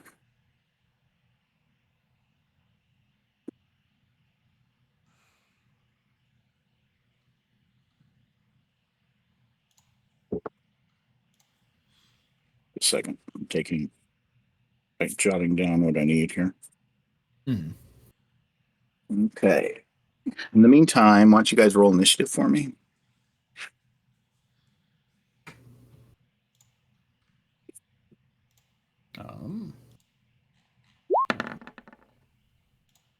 Okay.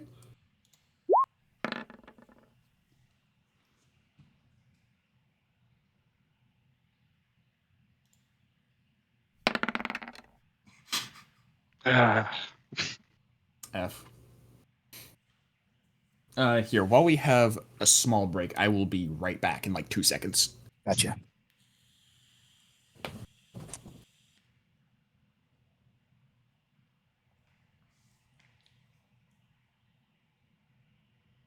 Poor dwarf's going to develop PTSD after all this crap. Is that everybody's initiatives? Yes. Okay, let me. This says skeletons. Let's just pretend that is these thorn blights, so I don't have to go and mess with that for me. I forgot I had a feat. And what would this feat be? That could come I have in. athlete. Oh, what now? I Athlete? have the athlete feat. What's that allowed you to I think there's a cream for that. Wow. I'm glad you said that before I started drinking my coffee.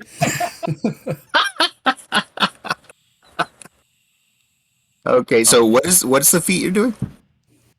No, it's not something I'm doing. It's just something I have that I forgot about. So like standing up only costs like 5 feet of movement instead of half of it. Oh, yeah, nice. I climb at a normal speed instead of taking extra movement.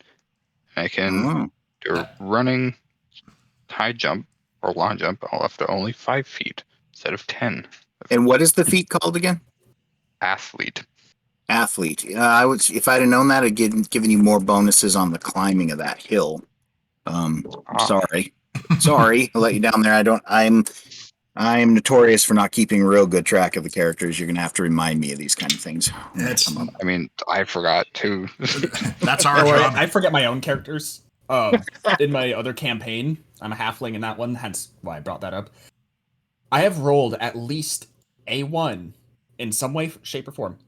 At least one. There's been multiple times I've rolled ones in a session, and I always forget to use halfling luck to reroll every single time without fail. Michael, no. That's the best thing about a halfling. I know. Why do you think I'm so upset? Well, Oliver, you've won initiative. What do you want to do? You see these things kind of shamble to life. The one in front of you is disturbing looking. What are you going to do with it? I see this thing start moving, and I'm having none of it. Hey, don't you lie to me. That was a 12. Their AC is a 12. So you just miss it and fry a portion of the vines behind it with your Eldritch Blast. You know, I was actually going to take a moment earlier, too, to cast my Armor of Agathis as a ritual. It's 10 minutes, but, you know, would have helped. I really regret not doing that now. Yeah, that might come in handy in this particular encounter.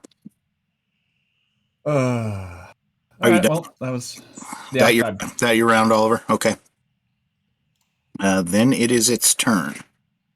And it comes right toward Oliver. Oh, fun. Leaps onto him. What's your AC? 12. +4 to this. Oh, it boy. hits. It lunges onto you and envelops you, sort of. Its arms wrap around you. Its vines wrap all around you. You take 2d6 plus 2 damage. 10 points of damage as the thorns dig into you. And that hurts. You are grappled. And until the grapple ends, the target is restrained. You are held in place tightly by these thorns, and it is still moving, so you're going to continue to take damage from the thorns each round until you escape from it or are let loose. You see this thing lunge at Oliver, just envelop him, sweep all around him, and hold him. The vines across his face have already punctured some holes and are bleeding him. Dask, that's right next to you, basically. I'm setting him over here, but he's technically on top of Dask. Or on top of Oliver. So, over here, these things begin shambling towards you all. Now, they're moving slow, but trust me, these are wickedly fast compared to their brethren. Okay. As this thing latches on, I just kind of, oh god, get it off. We can't just keep trying the hell. We had to come this way.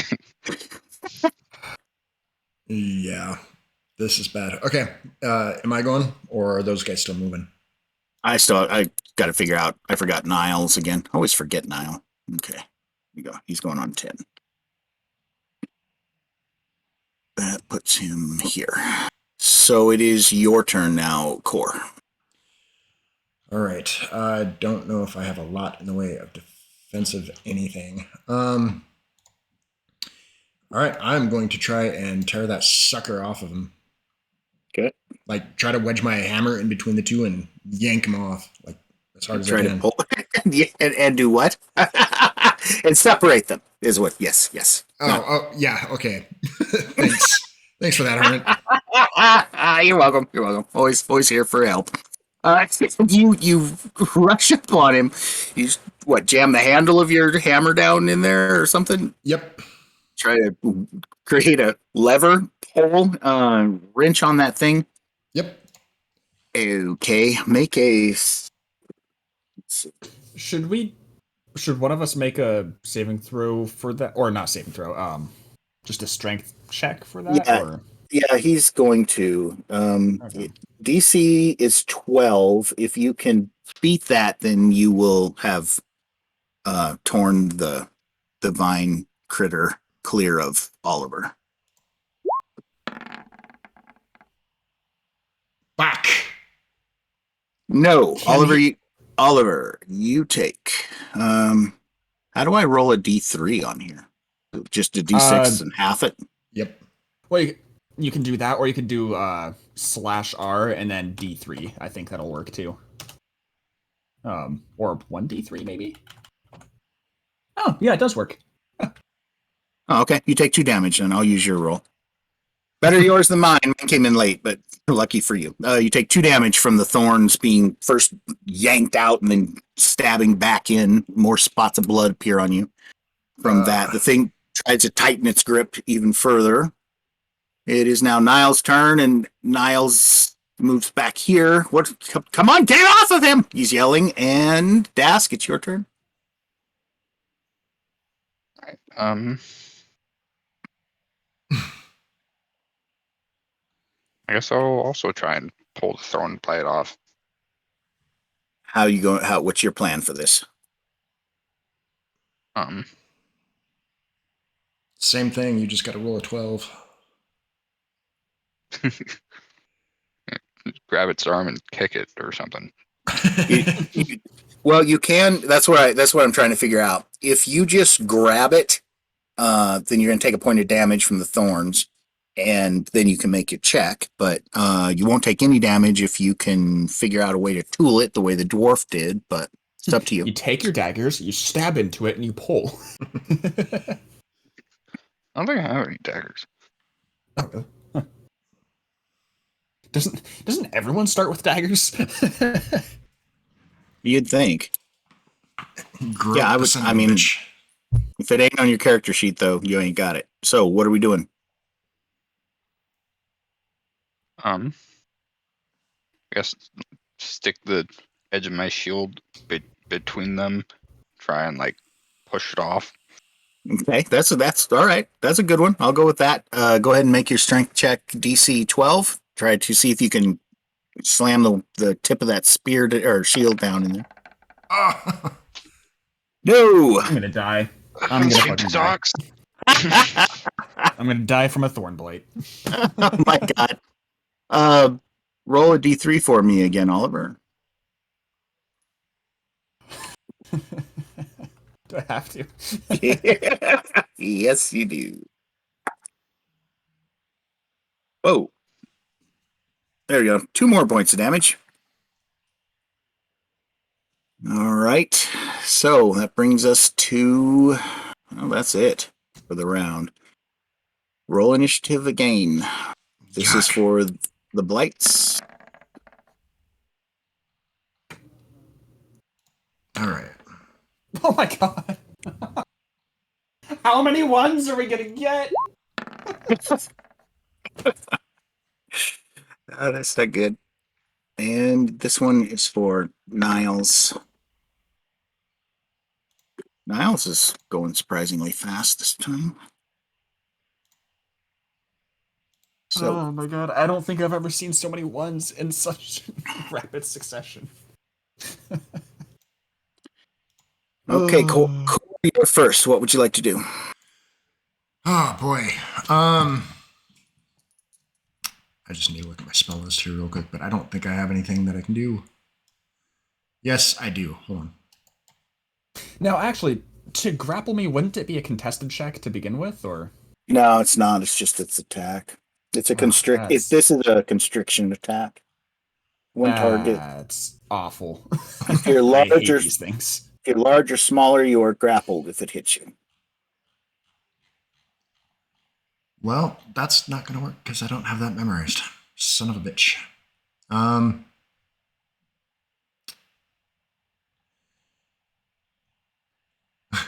got Spare the Dying. Oliver's face is turning red. Okay. There's blood running down his cheeks and face where it's wrapped around his head. You see it running down his arm. Yeah, I've got to try and wedge the hammer in there again and pry bar. Like, Okay, go again. DC 12.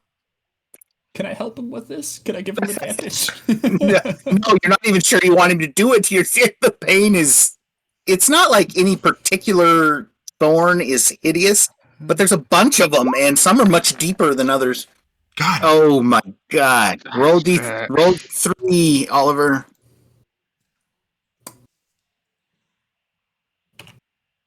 The dwarf tries to wedge it again. This just causes the thing to get yanked out in certain areas, and it reconstricts and tries to pull in closer. The hammer slips free. You take 1 more point of damage. Isn't bad. And it is Niles, Niles. help. Niles runs up, reaches through the thorns, puts a hand on you. Says, we'll get you out. We'll get you out. And he heals you for 4 hit points, Oliver, which at this moment you're okay with. That's pretty nice. Feel some of the pain reduced. Now, is Niles using any particular spell, or is this your own creation? Niles has a gift for casting this particular spell, this healing spell. It's some sort of a great gift that the god has granted him. He can pretty much do it like a cantrip, and almost at will. So I was just curious because I know like cure wounds and stuff get modifiers to them, but I've noticed this was a flat roll, so I was just curious. Was all. Yeah, yes, he can do this. He can do this all day long. That's why he's a monk or an acolyte in the priesthood. Fair enough. It's a gift from his god. He's also why even though he's a pain in the ass, he's kind of handy to bring on this particular adventure. So, that brings us down to Dask. What would you like to do? I would like to use the help action on Oliver to give him advantage on his next check. All right. Okay, that's wise. That's good. Okay, so essentially Dask is coming up and is like, okay, you've got to get this thing off of you. I will help. You push and I'll pull and something like that, Dask, essentially what you're doing. Yeah. Reaching in there. Are you going to reach and grab the thorns, take a point of damage or not? Sure. Okay, so yeah, you reach in, grab. You don't care where you're being scratched or poked, and get a best grip you can on those vines. Blood starts to trickle down your hands. And then it is their turn.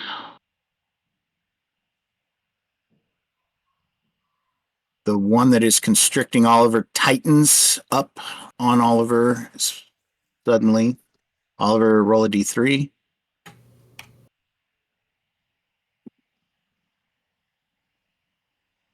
Take 1 more point of damage. The thing takes a even tighter grip around your throat, ankles, waist, Those arms. ones coming in for the win. Oh my God, there's so many. Oh no. Roll initiative. I'll start with the thorn blight. Well, should I not make my? Yeah. Oh, you're right. Ignore my roll, please. Thank you.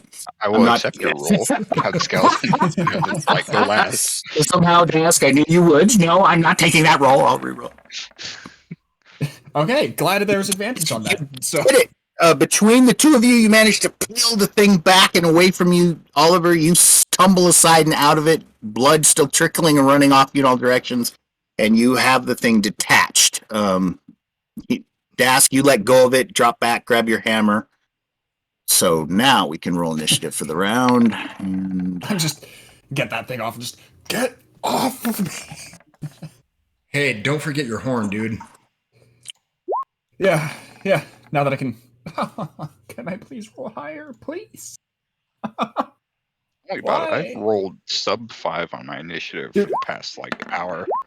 I feel like roll20 just uses a bad algorithm because I've noticed there's periods of high rolls and periods of low rolls, and it's always it's like this wave. It goes to low, then up to high, then down to low, but it's consistent. Yeah, and I hate it. So as a person who's been the only person who rolled nat 20 this session, and 2 of them at that. Have I really? Yeah. Yes. Yeah. Remember that you unleashed all that Eldritch Blast at kind of full blast.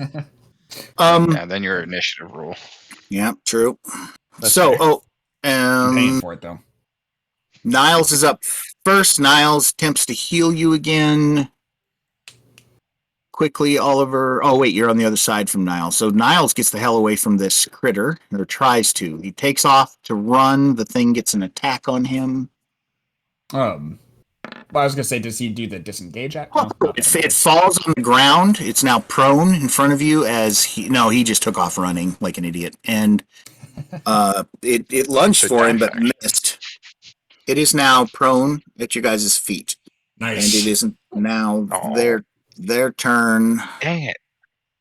Boom. This one is going to attack Dask. When it gets there.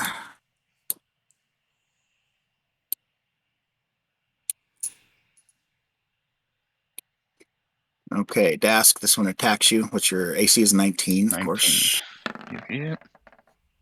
It misses. You duck out of the way of it easily enough. This one that's on the ground is no longer on the ground. It stands up, sort of, which is an odd action. It's not like it does it the way a human does. It just sort of folds down near its ankles and then stands clear up. Okay. That's... Oh, no, it's got an attack. So I'm going to roll a dice for this. 1, 2 will be Dask. 3, 4 will be Oliver. 5, 6 will be Core. Ah! It lunges back at Oliver again. Oh my god. Wraps itself tightly around Oliver. You all over again, Oliver. The thorns pierce you in 100 little spots, practically. Am I able to use my reaction as it tries getting back onto me, or? No, unless you have like shield or something. I mean, Well, I have Hellish Rebuke. Interesting. Now, I think for Hellish Rebuke, you have to have been impacted first. You might be able to use it, though. One reaction which you take in response to being damaged. So. Okay, yeah, you can definitely use it, but only after you've been damaged. So let's do this 2d6 plus 2. You take 9 points of damage. Right. Well, as I am basically, no, I'd fall unconscious first, wouldn't I? I wouldn't be able to get that off. Yeah, if you went unconscious, you're unconscious. You begin to think about it, and then darkness sweeps in from all around you, Oliver, and that, sadly, may be the last thing you're ever cognizant of. The thing tightens its constriction even tighter around Oliver. Okay. And what do we do now, folk? It's your turn. Oliver's unconscious. It's now Core's turn. 1 second here. I'm gonna pop this up.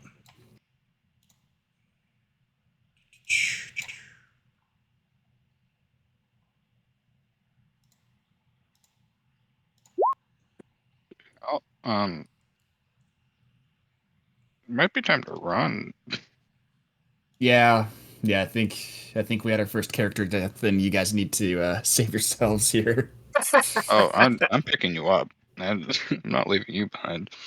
Can I reach the horn by any chance? His horn? You can, but the vines are like not only around it in some places, but like through the leather band and have grown up over the, have wrapped themselves around the leather band of it. You can, but it's going to be a struggle. As much struggle to get that horn as it would be to free the thing off of Oliver to begin with. Fuck me, dude. I'm going to cast Spare the Dying on him first off. Okay, you drop down there next to them on the ground. The thing is still writhing and kind of seething over him. You put one hand in the air, pray to the Lord of Lights to help Oliver. This is a cantrip, so it goes off, yeah? Yeah. No problem. Mm-hmm. You stabilize him so he's not going to... Well, yeah, kind of. This thing is continuing to do damage every round that it's on him. So you... What hit point were you at exactly, Oliver? Were you at 0 or at a negative? I'm at a -3. Okay, so you're back to 0 at this point. So you are healed mildly, I suppose. And that brings us to Dask. It's your turn. You can hear the cleric chanting a spell behind you. You know that Oliver crashed to the ground with the thing on him, but you're being attacked. So what do you want to do, Dask? I'll try and get the thing off of Oliver, I suppose. So you're gonna turn your back to the one attacking you?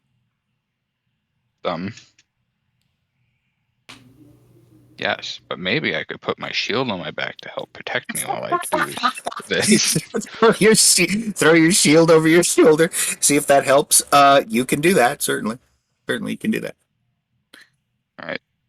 Okay, so you turn around and then what? Drop down, grab a hold of vines, try to wrench that thing off Oliver? Yeah. Okay, it's going to get, first of all, the thing behind you takes a lunge at you when you do that. AC 19. It scrapes across your shield. You are free from that for the moment. You drop down there next to the dwarf, grab a hold of the thorns again, take 1 point of damage, and make your strength check. DC 12 is what we're up against.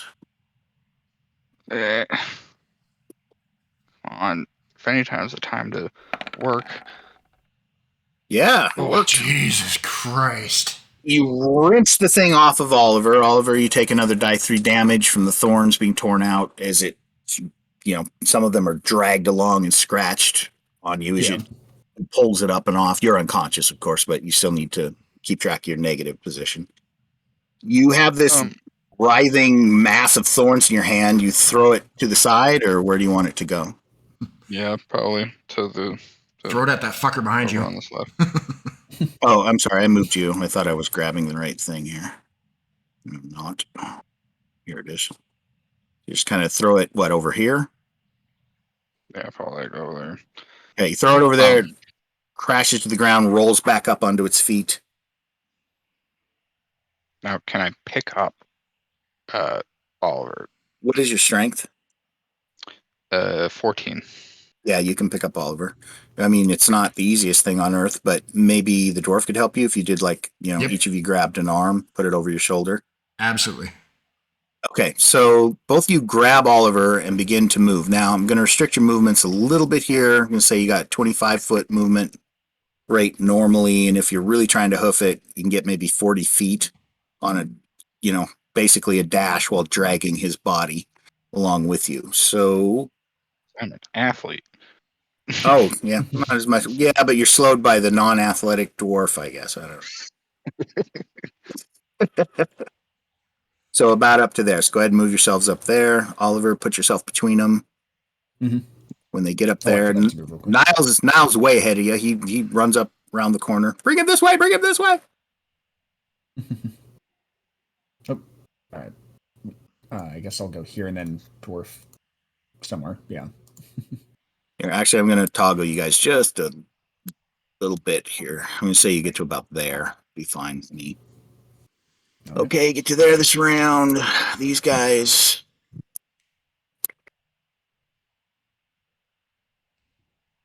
I just had to see if there's an easier way than climbing.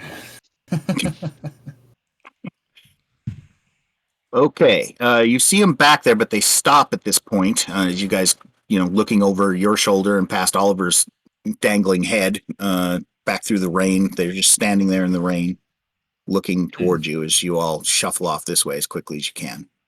How far up do you want to go? Back up the passage? Back up to about the joint there. Okay. Go ahead and move yourselves up there.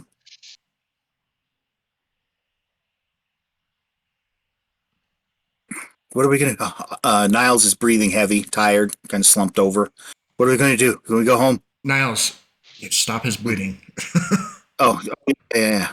So he comes up, says a prayer, touches him. It's a little gleam of light, and you get 5 hit points back, Oliver. All right. That should put you at 2. 4, actually, because I went back to 0 on the Spare the Dying, took a point of damage, and then it got 4. Yeah. You wake 5. Back up. One of your eyes is stinging from a trickle of blood that's in it. You mean my remaining eye? Well, that's right. You lost an eye, didn't you? Is that right? Yep. Is that in this game? That was in the village. That's the problem with running several games. I thought that was a different... Nope. Okay, that's right. I think it was my character's left eye that he was missing, so... So your one good eye is stinging and your left eye is gone. Okay. He's scratched all to hell and has these swollen places where the vines or the thorns had kind of stuck into him. Your hands are a little bit swollen as well, Dask, from grabbing the thorns. But I kind of wearily just look around. Why the hell didn't you leave me? Because you're here safe. I kind of look back and just, they're not following? They might be protective over territory. I have no fucking clue. I'm going to use my remaining class resource here, my healing light, to try and heal myself a little. Cool. okay. Reverse some of that damage that was done to me. Yeah, I think you're doing better than I am now.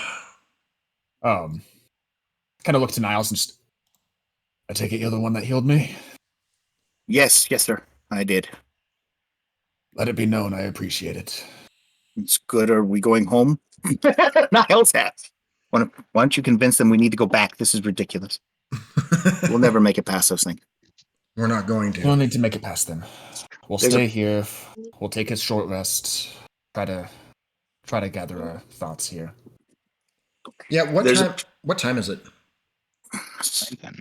God, let me do this calculation. So you had arrived at the base of the hill in the early afternoon.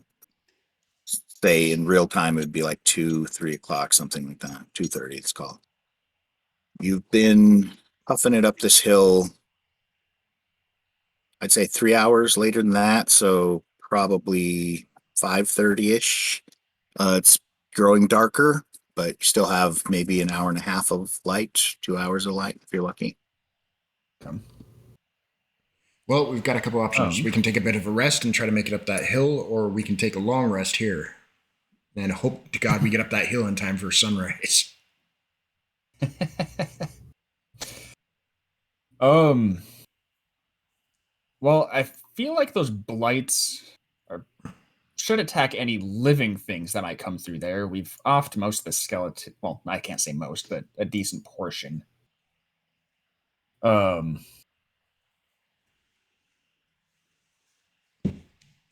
I don't know. I say we take a short rest here, have Niles kind of keep a watch because he's going to be like bug-eyed for anything that moves. That's true. Yeah. The idea of rest and Niles don't go together in this particular environment, so yes. So try and get a short rest and let's try to get up that hill. Yeah, just gather our strength a bit here. Maybe snack on something, So. Okay. On some good dice. So the group of you just kind of slump down at the base of the hill in the mud. You think pull some rocks over, maybe just sit on so you're not sitting in the cold mud, and you just rest for a bit. Drink from your water skins. Try to recapture some calm and some less pain. So that takes about half an hour or so. Looking at around 6 p.m. or so-ish. Obviously, there are no clocks, but that's just so you have an idea of the time frame. Do we gain anything from a short rest? I mean, short rest is a short rest, but Michael gets. I get my spells. Spell My slots. one that was missing. Do I get spell slots? I don't know about paladins. I don't know about clerics either. See, Clerics, I think, need long rests. Yeah, I think Warlock's the only one that gets anything from short. No, that's a lie. Wizards on a short rest. So a short rest has to be an hour long. So I cut you off a little short. It'd be an hour. You sit there, eating, drinking, reading, tending the wounds. Okay, you can spend one or more hit dice at the end of a short rest, up to the character's maximum number of hit dice, which is equal to the character's level. For each hit dice spent in this way, the player rolls dice, adds your Constitution modifier to it. All Wait, right. we can spend more than one, or No, just we can. You can Excuse spend me. a number of hit dice up to however many you have. Okay. That's just going by the rules here, which just so we know, I want to go on record as saying this is insanity. I mean, I've already given you a cleric with like the ability to heal at a notice. This is an insane amount of hit points to gain back. But all right, that's fine. We need also it. getting a lot taken, right? Sure. I don't trust my dice. I'm just gonna use all three. I don't trust them to roll well. So yep, I'm going to use 2 as well. Average for a D8, 5. Not bad. Yeah, I'm just gonna See. use all 3. 14 plus 8. And of course, I actually roll well for once. All right. Well, I'm back up to full at least. That's good. You feel much better. I also Miraculously. overhealed. Dask, where are you at? See, I got 22 hit points. I'm only missing like 15. Half. Okay. And Wait, you're at 22 and still missing 50? Jesus. No. I Core, what does healed that for put you? 22. Oh, okay. If I just take the average, it would put me at 15 of 17. Okay. So you guys are feeling much better after an hour rest. Things seem a little more possible. You're still low on spells and whatnot, but you have regained some strength and some vigor. That's one thing. That's one thing I did want to mention. One idea that I kind of liked was that people, or at least I'd seen it mentioned, is that hit points or your Your hit points aren't necessarily like your actual health, like how physically damaged you are, but also just like weariness and stuff like that. So maybe your first half of your hit points are really just like how much vigor you still have, stamina, if you got the Yes, I the agree. breath knocked out of you. Yep. But then like once you get lower, yeah. That's kind of the old school way of looking at it, and yeah, it's a good way to do it. Okay. So I just okay, wasn't sure. really, my problem with 5th edition hit points is just that there's too many of them to begin with, even in the monsters. I think there's I'm not sure if it's in the hardcore rules where when you're playing, you simply negate the Constitution bonuses and do it that way. That brings down the hit points to a slightly more reasonable level, and it leaves death as a real possibility for everything involved, which is kind of what 5e sort of washes out of there. But anyway, that's discussion for another day. How would you like to approach this hill? I believe your plan that you had last time worked pretty good. I mean, that's a +3 to the roll. Essentially, Yeah. that's just bringing that check down to a 13, which is a very possible check. And once you get up there, if you throw a rope, somebody throws a rope down and holds it, that should make it easier for the next person coming up. At the end of our short rest, actually, I'm gonna take a few extra minutes to cast my Armor of Agathis as a ritual. Okay. Meaning it'll take about 10, 11 minutes, somewhere in there. But it does not consume a spell slot this way. Yep, that's right. It's a good way to do it. You do still need to make the roll to cast the spell correctly from your ritual. So you set up, you use the mud there to scribe a magic circle. You put your cantrip or your whatever components you have there, and then begin to cast a spell and chant from memory because you're a warlock. Cast a spell, but roll to see if it works. All right. What do I roll for that again? I'm used to not rolling. So if it was a level 1 spell, your DC to cast it would be a 10. And you can add your intelligence bonus to if that's the basis of your spell casting, if it's intelligence. I think he's charisma. Your charisma. So add your charisma bonus then. Okay, so D20 plus 4? Yep. Alrighty. Just need to get a 6 or better. Yeah. Well, okay. I always get the nat 20s on the rolls that I don't necessarily need the nat 20s on. Now, here's and this brings up the double-edged sword of rolling to cast your spells, because you can do that. Protective magical force surrounds you, manifesting as a spectral frost, which covers you and your gear. It is quite thick. It's actually bordering on ice rather than frost in this case. Says that you would gain 5 temporary hit points for the duration. You gain 10. Mm-hmm. You're so cold that you're steaming coldness off of you. If creature hits you with a melee attack, it will take 10 cold damage. The spell lasts for 1 hour. Yep. Dang. Okay, good. I didn't like the things that happened to me back there, so I'm just kind of preemptively getting this ready. Just in case. When you wonder why you don't do all your spells this way. You feel it come on strong, like you really grip the magic. It absolutely just blooms through you, and you can you feel the potency of it. You know that it's effective and strong. So, All right, well, let's find the best set of the bone spikes, give them to Dask, our athletic boy, and send them up. okay, no, Dask. Now knowing that you have athletics, when you approach this task of climbing, you already have a +3 from using that pitten. I'm gonna go ahead and give you advantage. Go ahead and roll advantage with a +3. I don't think should almost be no way for you to fail this. You say Until that. you say that. Ah, what? Wow, there you go. And as if it just was the easiest task on Earth, Dask scrambles right up to the top. Sometimes all you need is a rest. You get up there, you throw a rope down to them. No, I'm just gonna leave him down I knew it. there. Yes, I'll throw a rope down. Okay, throws the rope down to the rest of you, and that gives advantage to the rest of you to make this. But you're gonna have to decide whether you want the advantage or whether you want the +3, because you're not gonna be able to use both the spikes and the rope. Well, if they tie the spikes to their feet. Yeah, well, you can, if you're gonna devote the time, you probably could make that work. Like people that if you're gonna climb a tree and you you have a couple of knives, you can duct tape them to your inner ankles.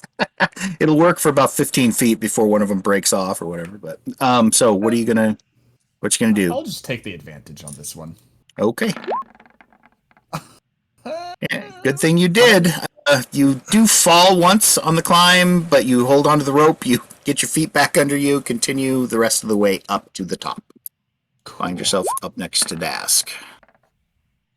Core grabs the rope and also slips hard over this rocky area here, but holds onto the rope with great strength and continues on up until you reach the top. Niles is now looking up at you guys with a sad expression and the rope. He grabs a hold and does his I call best. down to him and just, you got this, Niles. Oh, I rolled. Ooh. Look at that. I rolled the wrong dice entirely. It doesn't work. Can we be pulling on the rope as he's climbing? Well, it doesn't matter. Yeah, you can. It helps. You managed to drag him up and over the top as well. Spluttering, he gets to the top, looks back down, and you see a brief flash of pride on his face as if he'd done it himself, though most of you had been hauling on the rope to get him up there. Okay, so now you are at the top of the hill, or at least damn near it. This is the absolute crest, and it's all kind of a flattened area, so you are at the top. But this standing stone is the tallest here. This one is fallen, like half of it's missing, possibly back somewhere in these thorns. This one over here is obviously fallen down. You see some more of these weird plants, but they don't look exactly like the ones that attacked you earlier, so you're fairly certain that these things aren't alive. At least you hope they're not. And you can see the stonework ahead of you with an engraving in it of the sun symbol of the Temple of the Sun. Let's get into the center of that and then maybe slowly do a perimeter around the area, an investigative perimeter. Yeah. Okay. Words So you that get I'm up- trying to say. Get up here and start trying to kind of search. Yeah, I just want to search the area. Just Okay, well, about the time Niles arrives up at the top here, he points out a metal plate that is located almost right there, kind of right between where you and Core and Niles are standing. There's a rusty 8-inch by 8-inch square of metal that is sunken a little bit into the stones. There's dirt over top of it. You kind of have to rub it away on either side of it. And Niles says, this is the entrance latch, but it won't work until morning. And just as he's saying that, you hear a rather large disturbance in the thorns over here. The thorns begin to twist and kind of whip around. At first you think it's just the wind up atop, and there is still wind, but this is definitely inside of that mass of thorns. Something rises there and seethes forward. The thorns split, and out from... I'm gonna Went on the dynamic lighting. No, hold on just a second. Something begins to step forward. a much, much larger critter than you encountered at the bottom of the hill. Another blight. This thing, part of its body is made up of a large chunk of wood, like a tree root or something, sort of triangular shaped, which is roughly approximating its head as it steps forward. It's dragging what apparently are long arms, but they're dragging on the ground behind it at about 10 feet. These are long, long vines of thorn, and it begins to like raise them up and whirl them a bit in the air above itself. It makes a hollow sounding sort of sound comes out of its mouth as it steps out onto the stones. Your mouths are open as you see this, whatever the hell it is, this thorny ogre thing come crashing out of those bushes. And we're going to take a break here because it's basically our 10:30 break time. We'll go ahead and call a 5 or 7 minute potty break, and then we will return. Those of you watching, if you're watching a recorded version of this or live, this is Night of the Sun, and we will be back in about 7 minutes. Oh boy. Are we still live? We are. I have not yet figured out how to disconnect the voices from the intermission screen. No worries. I'm going to mute myself then for a bit. I'll see you all in 5 minutes. Sounds good. Fair enough. I'm gonna grab some food. Bring me some too.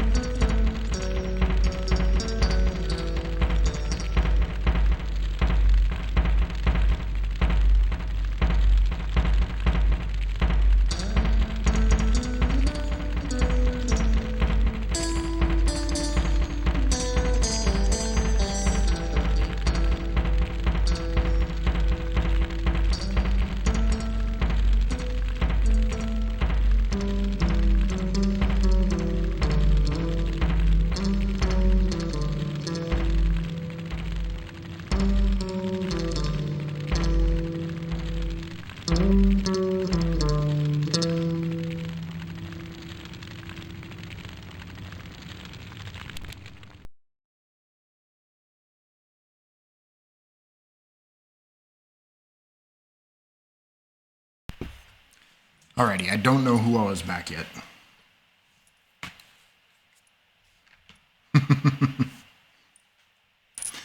Yeah, me. Sorry, I didn't mean to make you choke down the food. You're good. Okay. So that thing has long ass arms. I say we just stay the fuck as far away from it as possible and hit it with pot shots. Oh, go ahead. But- Let it hit me. Let it take cold damage. That's true. But it may kill you with one shot, so I That's doubt fair. it. Not through his armor of stuffs. we can try and weave in and out of those pillars too, like kind of all shoot different directions and Caleb, with max hit points and the temporary hit points I have, I'm still only at 31. It could very well one-shot me if it gets a high roll. Maybe. I mean, I don't know the stats of it, but... I really regret drawing that thing up as well as I did. That is a nasty looking, angry little thing. Big thing. It really is. God, that's fugly. Yeah. Yeah, I don't like that. Michael, what high level spells do you have? Mind Spike. I only have level 2 right now. And it's only the 1 currently. I do have Protection from Evil and Good, but that's a level 1 spell. No, Oh, it's special probably just costume like around it. Freaking put me. shouldn't hold back No. spell slots. Just go all in on this guy. Yeah. Yeah, You know, this Mind Spike. Well, I could. 3d8 psychic damage on a failed save, or half as much on a success. Yeah, could do that. 3d8's not bad, although my Eldritch Blast here does a decent chunk. Yikes. Ooh, that onion is strong, Jesus. I like my onion, but they used like the strongest, whitest onion they could find, so it is just potent. it's a Viking onion. Kinda, yeah. It cracks me up. I'm going to tell my brother about that. All right, we're back by the way from the. Oh, is everybody here? Okay. Well, Yeah. I am ready. If y'all is, let me clear our decks quickly. Make sure Ready that is relative, but yeah. move all the turns from this thing and add in the Thornbur. Okay. So this thing comes crashing out of the thorn walls, just thrashes them aside, comes dragging out its what apparently are appendages or arms. They're dragging behind it though, and it begins to like pull those up into the air to whip around itself. It steps between the stones. It's as tall, it's taller than the one here, and not as tall as this one. The thing is about I'm gonna guess it's like what, 11 feet tall, something like that. Believe that's its size. I'll check just because we better get that right. I don't know. Lead you astray. It's the size of an ogre, so yeah, 9 to 11 feet, somewhere in there. We'll call it around 11. Yeah, it doesn't look nice. It does not look happy, and it crashes forward. Let's roll initiative, and then let me know how you plan to deal with this happy guy. It's going on. It's going on in 11. Well.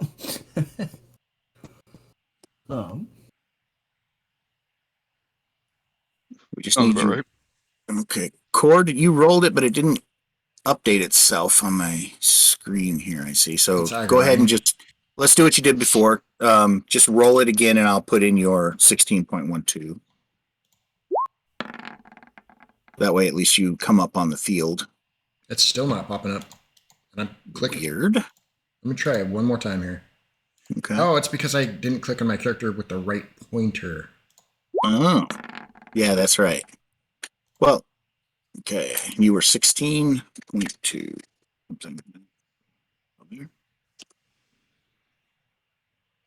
Well, it's you first, Core. How would you like to approach this monstrous beastie? Approach it? I think you have me wrong. As he measures the other way. Yep. Oh boy. I believe Okay. our cleric here just said, "Fuck this shit, I'm out." I'm not out, but I'm staying the hell away from those long ass arms. Yeah, I'm gonna move backwards and cast Sacred Flame on him. Which, I mean, it's 1d8, but yeah. Well, better than nothing. You turn around, drag down a little shaft of fire onto the thing from the sky, and hold on, I'm trying to figure out what its what its reach exactly is. I believe it's 15 feet. What God? Yeah, that's what it is. Okay. Why have you forsaken us? Yep, 15 Yeah, feet. that's... Yikes. Okay, you run back there, you cast down Sacred Flame, it strikes it, doing how much damage? 1d8. But, yeah. Unless it has a vulnerability to... Oh, Any wait, no, bo- this is radiant damage. Never mind. It would probably have a vulnerability to fire, but we have like no fire attacks. Well, Sacred Flame. You say Does it's it do Sacred fire Flame, or but it does radiant? radiant damage, yeah. Oh. Duh. Alright. It's technically, these aren't even vulnerable to fire. These ones aren't. Twig blights Oh. are, but this one isn't.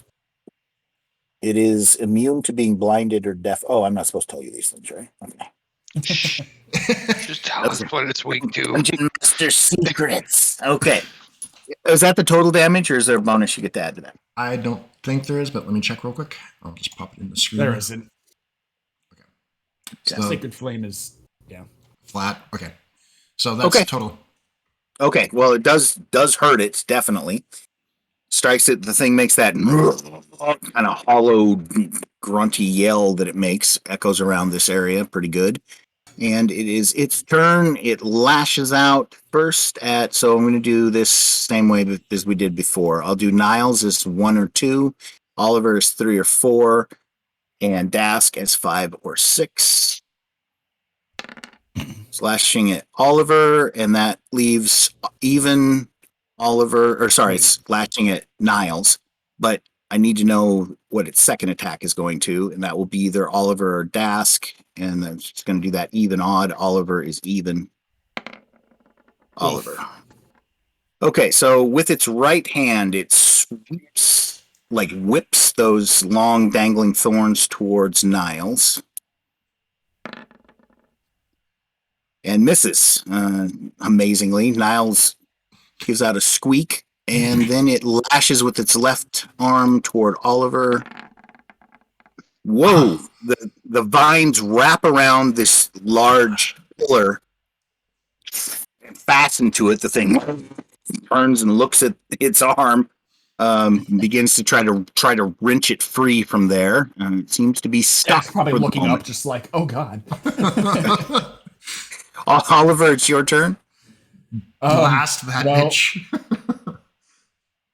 I want to take a step back, but then it gets opportunity attack. But if I don't step back, I'm, well, within its range. And I don't like, well, does it get opportunity attack if it's, well, I guess only one arm is wrapped around the pillar, huh? Yeah. You can also disengage. I can, but then I won't be able to do anything. Or you can hold your action to attack, and then I'll move around his backside and attack, and trigger your attack, and we both get advantage. Could do that. Yeah, I could do that. Hold my attack until you're on the other side, and then go at the same time. Yep. Okay, yeah. I'll just start prepping that blast and kind of give Dask that look as he calls out. So you're going to hold your action for Dask to get behind it? Yep. Okay, good move, I think. Once again, I did not add all Niles to our list here. Let me get him in there and see when he's going.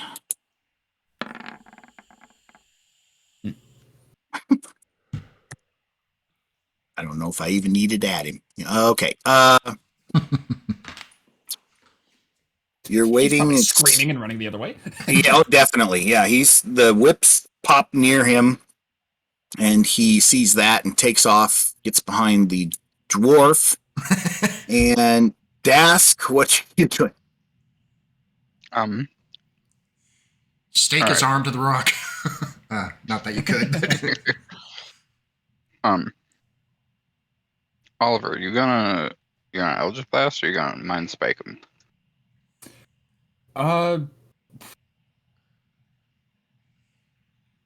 mean, Mind Spike is good. I kind of want to use it, but it's. I mean, I guess if this thing runs before it dies, we would be able to track it for a while. Figure it out quick, guys. Yeah, sorry. Yeah, sure. I'll Mind Spike it. Why not? You're gonna cast that now?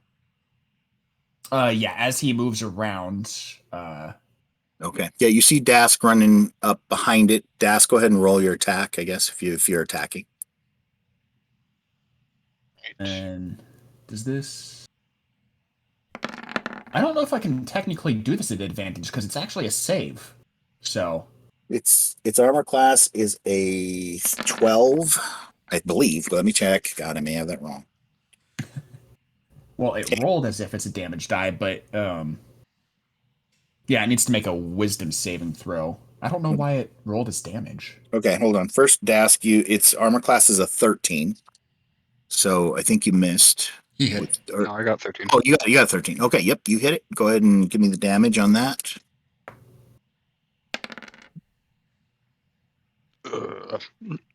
Minimum.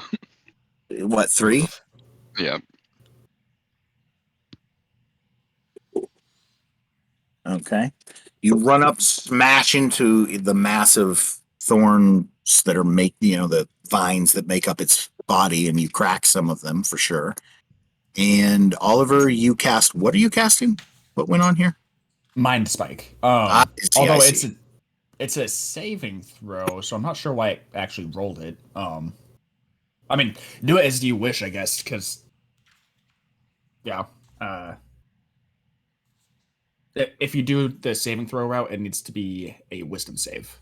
Okay, I don't know what the spell does exactly, so can you explain it to me? Oh yeah. You reach into the mind of one creature you can see within range. The target must make a wisdom saving throw, taking 3d8 psychic damage on a failed save, or half as much damage on a successful one.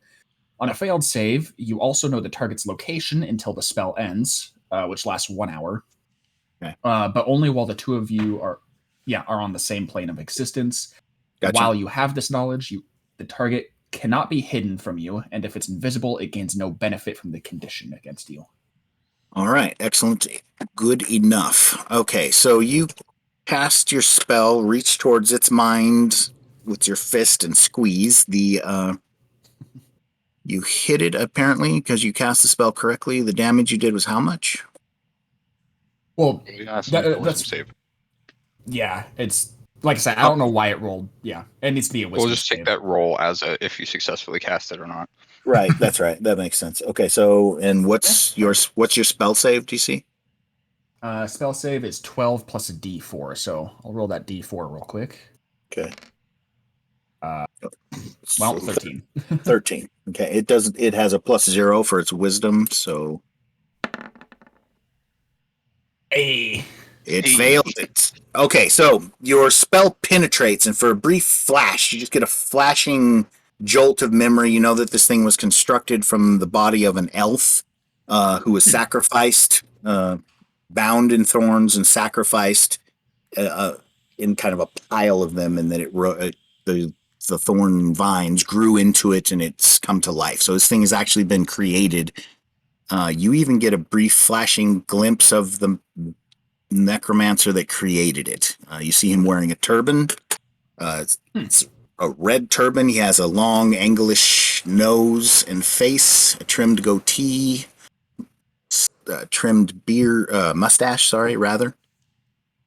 Leather coat that he's wearing. You see him in the rain with lightning behind him as he's casting the spell. And you now know where this guy is going to be for an hour.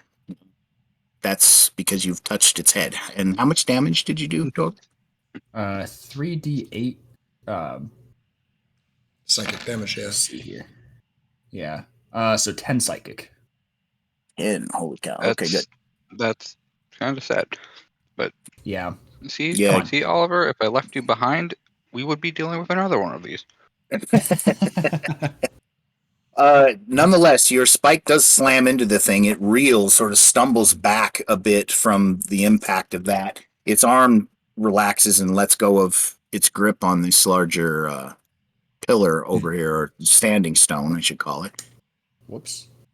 Oh no, that's okay. That's fine. It's you managed to affect it somewhat. Its head, that root, triangular sort of chunk of root drops down and through a knot hole in it.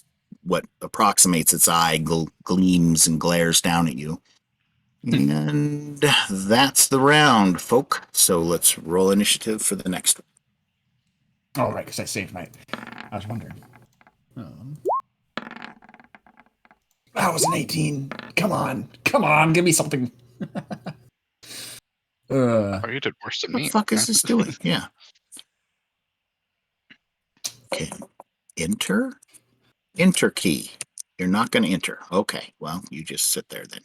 Can you guys see the Thornger's initiative? Did it get a 12? Yeah, I mean, can you see it on the list there? Yeah. Oh, Yes. yeah. Oh, okay, good. It's not showing it to me, but all right, good enough. If you Okay. guys can see it, we're in business, and I'll remember it. Oliver or Niles, too. Okay. Oh, there, it finally clicked in. So, looks like Core, you're up first. All right. Sacred Flame again. Another beam of light descends down, strikes it. 4 points of damage. The thing roars loudly. It is now its turn. It turns, let's see, two people.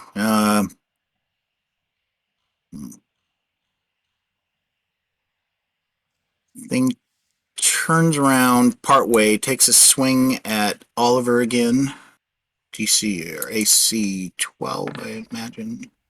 Misses you, Oliver, once again, and then it takes a swing at I messed with its mind. Dask and misses Dask as well. Roars and rage. Done, though. Dask, it is your turn. Really? All right. Guess I'll swing swan. That's all I know how to do. Smite the bastard.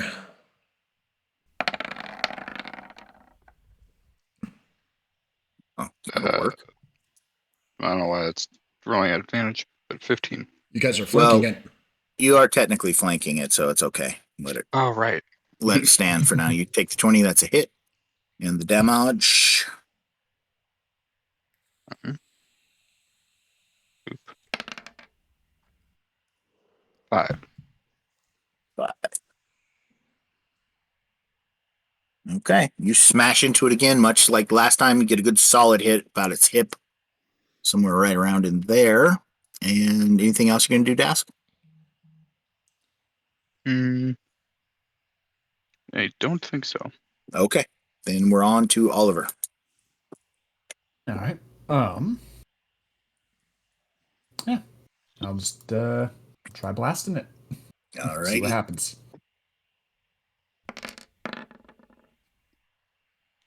Wow. Okay. Well, you cast it. Does it 12 hit? Yes. Oh, wait, no. Hey. AC. Sorry, What? I'm wrong. AC 13. So it just misses it. Shoots just past it. You see it's Shoot. as it passes, the light from it lights it up pretty good, but no, now it's gone. Okay. Anything else you're gonna do?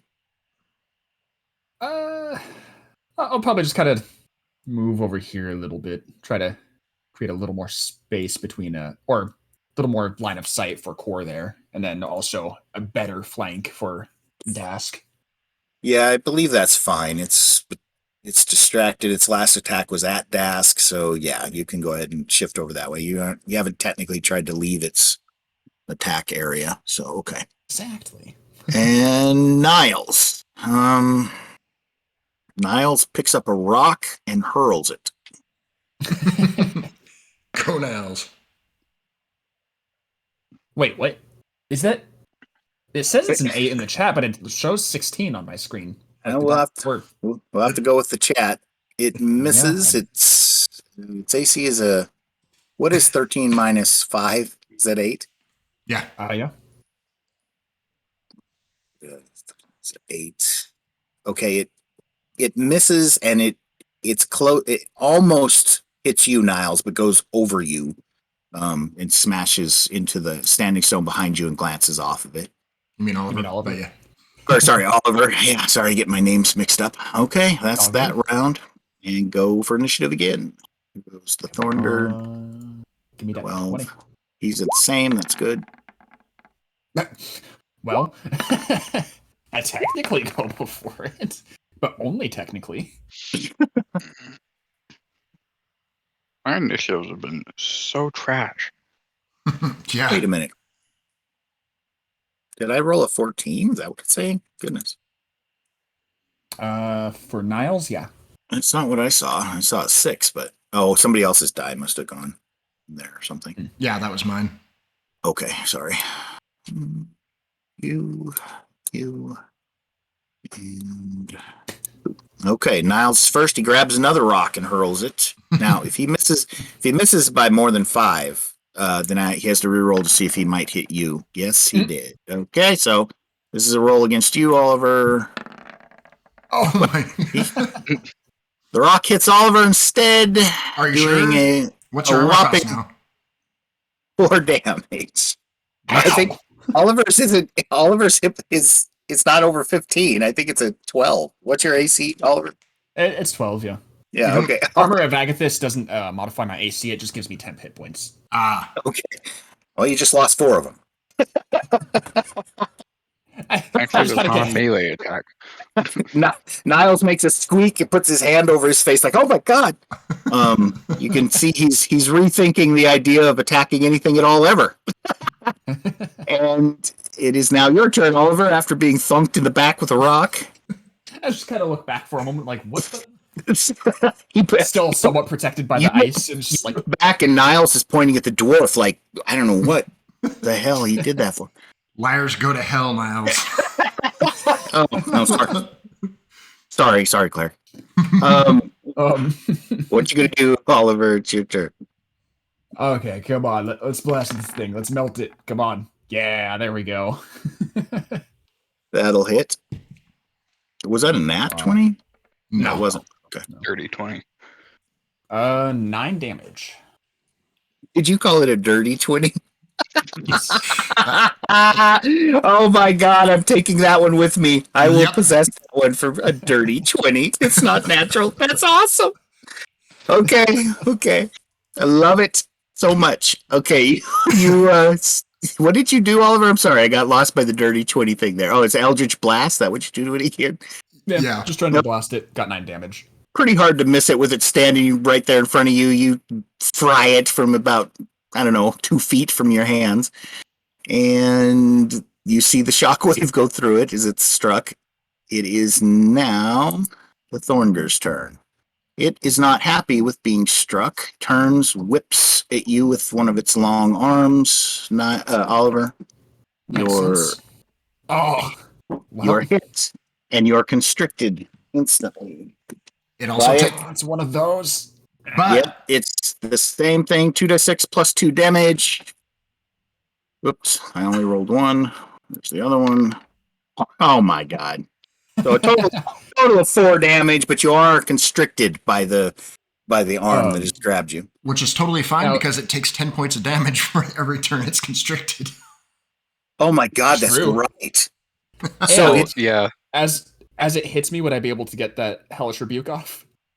yes, you would. Oh my god. So that first of all, you see the frost cover the vine and then begin to lance up the length of the vine from your body. That's the first thing you notice. Gosh, that hurts him. Okay, and then because that's 10 points of damage right there. Mm-hmm. Yeah. And now you're going to hellish rebuke him. I am indeed hellish rebuking him. And it needs to make. Why did that? Oh, okay. So DC 16 this time. All right, I'll take it. That's fine. Dex DC's save, that is. that it has to make. Yep. Yeah. I don't know how good it's going to be at that. It has a -1 to its Dex. So it Here's essentially hoping. needs a 17. What happens in the case of it failing its Dex save, which Damage. just did? Yeah, it's just damage. How much? So why is there? Wait, what the? I must have put that in wrong for the. Yeah, so it takes 12 fire damage.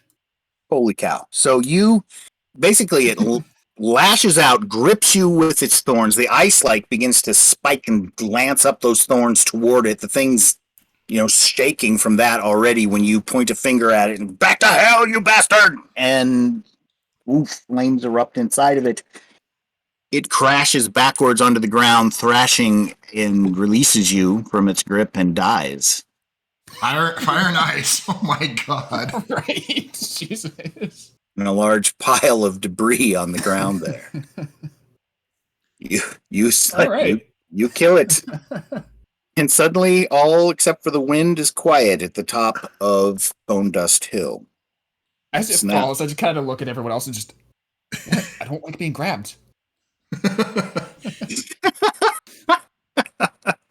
I'm gonna tear a thorn off that fucker. Okay, go over and rip one of the longest ones off of there. You get a 3-inch thorn from him. It's a big wadded mass of tangled thorns, but you can see down deep in the midst of it, there is a body in there all enshrouded and wrapped up. Oh, I guess, okay, it actually took 15 fire damage. Yeah, because I did cast it at a higher level, technically, since that's all warlocks can do. That's what warlocks do, yep. So, yeah, I guess it was 15 fire damage. Not that it matters, but... No, it's still dead. It's deader now. Okay, it's done for. You feel relieved at the sight of it crashing to the ground and gone. That was pure luck. Yeah. That was pretty good. Pretty good, Oliver. Wizards start to carry their own once they get their shit together, that's for sure. I'm going to look at what little remaining frost is remaining. I'm just glad I did that. Yeah, that was a smart move on your part. So, I have 2 points left in it. What's the plan now up here at the top of the hill? I'm going to do an investigation kind of around here and up north on that trail. Just poke around and see what's around before we sit up for the night. So that trail north of the peak descends pretty steeply and makes a turn to the left that you can see. Mm-hmm. But how far? I mean, just looks like another passageway through the thorns, mostly winding its way up here. Anybody want to go with? Kind of just scout it out a little ways? No? Okay, so if you're investigating the area, go ahead and make those checks for me, and I'll tell you what I can tell you. I'll kind of poke around a little bit, but I'm not going to wander too far. Don't want to accidentally agitate any more of those blights. So the sunken stone platform upon which the standing stones sit are badly weathered and cracked. Puddles have formed in some of the depressions on the stones. Weeds rise from cracks here and there. At least one good-sized thorn bush has grown up toward the western end of the platform, but you don't see that as a problem. It hasn't come alive or anything. Cora, that wasn't very good. Oliver, you moving around, begin to spot something in this area, not basically around where that metal plate was that I told you is embedded there.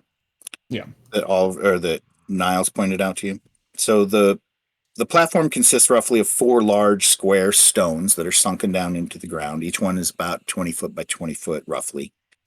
They're arranged in a square, and then they have trapezoid pieces capping the top, or did at one time. It's kind of hard to make out at this point. It's old and cracked and beat up in different places. Standing stones, the main one is facing due east. You note that, Oliver. You figure probably the sun rises in the east and casts a shadow from that stone over the platform. The metal plate that Niles pointed out is in line with that assumption, and near it, you're able to make out kind of the faint line of a large square of stone. That metal plate sort of down at the what would be maybe the base or the top of it. It's far away from the standing stone, or on the opposite end from where the standing stone is. So probably that's if it were a trap door, that's where the rung would be, obviously. Gotcha. The engraving is eroded over time. It's hard to make out, entirely, but you can still generally get the idea of what's engraved there. You can see it on the map that we have put there for you. And that's about it. Otherwise, there isn't much more to the place. It's very, very basic, very simple. And it looks like no one's been here in a long time, and certainly it hasn't been kept up well. Which you're not sure if that's the job of the chapel or not, but looks like it could have used a little more upkeep. This is basically a ruin at this point. I'm just gonna kind of point out what I'm finding and to the others. Just kind of making note of it so that I'm not the only one who knows. Okay. And that's about all I can tell you about the place at the moment. Should we just go ahead and set up some sleeping arrangement here? I mean, I know it's a little early in the night, but it'd probably be a good time. That way we can have somebody keep watch and all of us get a long rest. Yeah. Before the sun comes up. There is a fallen log over here that you could move, possibly, to make a kind of seat for yourself, or you could use it to, I don't know what you want to do, try to block off the north passageway up into this area. Yeah, that would probably be wise. You're not entirely certain how many more undead are crawling around this hill. You're not even sure of how many passes and passageways there are through the entire labyrinth of thorn passages around this hill. So it's hard to say exactly what you may be up against through the course of the night. But yeah, you better figure out for me how you're going to camp, where you're going to camp, how you're going to defend it, and how you plan on going about spending the next 12 hours or so. That's kind of why I wanted to go investigate up north to see if there's a good choke point that we can just kind of block off. Do you want to head up that way now? Yeah. Anybody? Yeah, I'll join. Fine. I'll go wherever you're all going, Niall says, and goes with you. Yeah, I'm just going to walk around until it thins out and investigate. Okay, so it's narrow in this area, as you can see already. It's narrower, but kind of steep. Not nearly as steep as the climb you made to get up to the top there, but still steeper than most of the other passageways through the thorn wall. You reach the corner. You can see down distantly, but you don't really make out more than that. Okay. Let's set up the log right here and try to gather any rubble and pile it against there. Okay, well, you guys grab the log and drag it that direction? Yeah. Okay, as you're dragging the log along, as you reach about this point dragging it, you hear a horse and then another horse neighing. Those aren't sounds that you've heard any of the skeletal horses making. Yeah. It sounds like between... Oh, go ahead. Well, it just sounds like it's off to your right as you're facing down the hill. If you're standing over here where as you drag the tree along. I kind of look between the others and just, that sounds a bit more alive than we're used to. Let's do a bit more investigation. So what do you do? Well, we hear it to our right and the path continues forward. So probably drop the log in the passageway here. Temporarily. Parallel. Yeah. Parallel to it. That way it's not blocking us. Gotcha. And then, yeah, just kind of cautiously creep forward and see what's going on. Okay. As you move a little further, Oliver, you see that to your right does appear just sort of at a glance that the thorns continue there. You can see they're arched at the top, kind of all of them are bent over a bit at the top, kind of like they were over the crick. and you notice that the wall, this section of wall here is fake. It's obviously fake. It would be good enough if you weren't paying attention, just came past here, but it's definitely just a section of, looks like a frame built out of long sticks, maybe long branches or something, and then woven with vines all over it to just kind of make a tangly mess. Hey, It's if it keeps the distinctly skeletons different. away. Yeah, right. And it's distinctly different than the rest of the area. So, what do you want? What do you want to do? I'll kind of call down the others, just kind of quietly, because obviously not sure what's going on here, but just kind of wave and just someone else is here. Your friends? Do you think? Niles asks.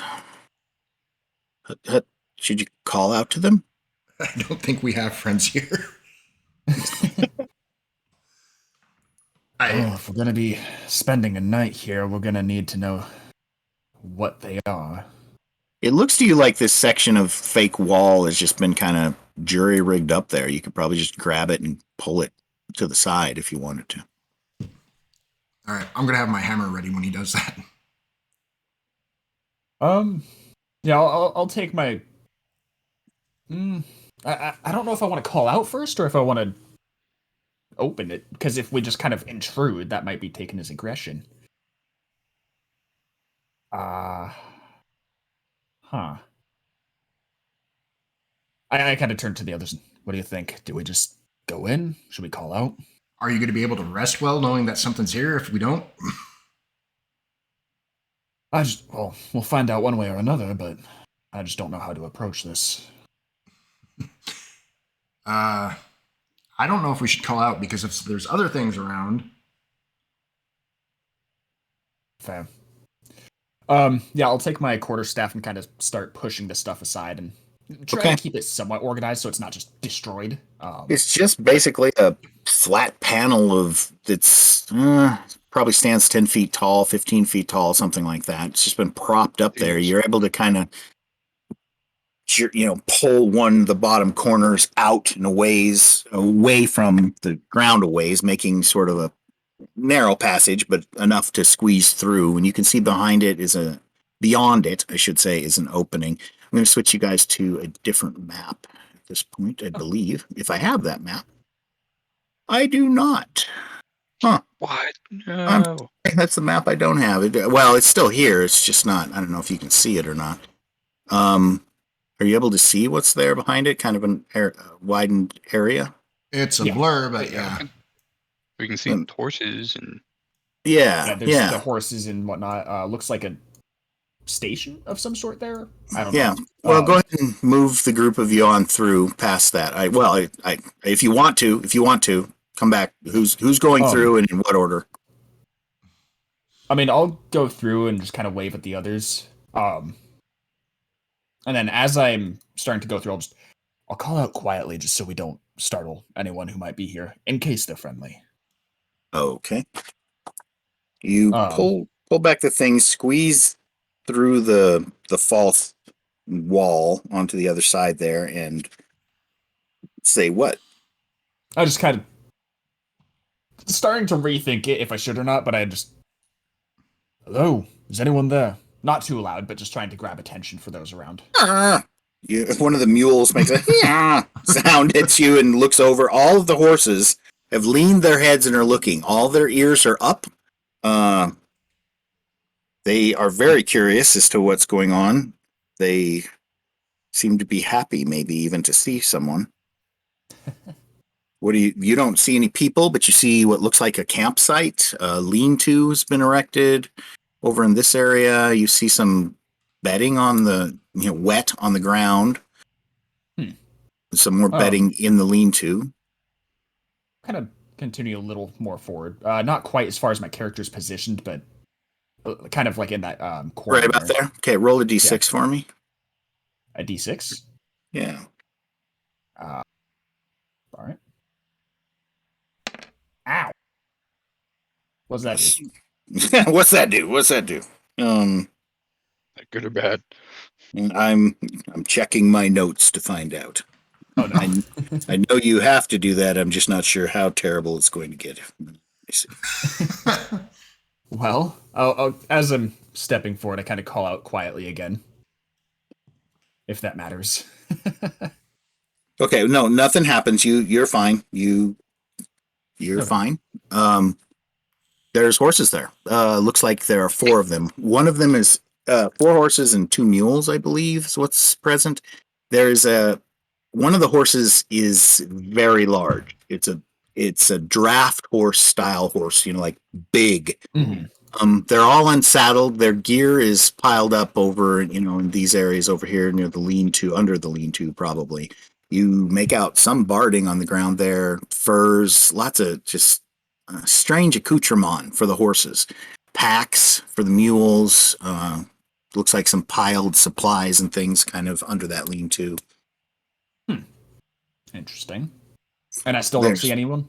There's a defunct campsite or a campfire, ring of stones there in the middle. Yeah, and you don't see anyone. The horses, they they they're just how would they have them in here? They're not chained up or anything. I guess they have hobbles on, so they move slowly. It means they can't go very far or very fast, but one of them kind of steps over, slowly towards you, nuzzles you with its head a couple of times, knocking you to the side.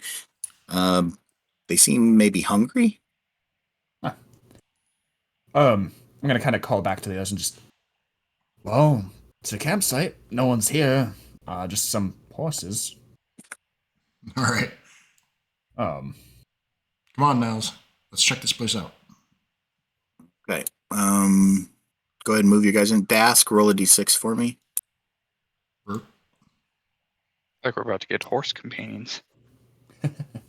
I also feel like those thorns might be stabbing someone if we don't roll high enough. Okay, Dask, as you're walking through this area, if I can get my pointer to do it. This area right here. There's some cluttered old desiccated vines and stuff on the ground. You step on the ground and it gives slightly, and then you hear a click and a metal click, and a wolf trap snaps on your foot. Quite soundly, quite like bang. You damn near scream. Make a sanity check or yell out in pain. Ooh, +0. Let's go. You don't. 8. You manage to hold it in. You take 8 points. Oh my god! It almost breaks your leg, and it is firmly clamped. You trip to the side, almost fall down, manage to hold yourself up somehow. I immediately rush over to help him. Yeah. Okay. What are you doing, Core? You gonna help him as well? Oh yeah, I'm gonna be prying that fucker off his leg. Core, roll a d6. Oh shit.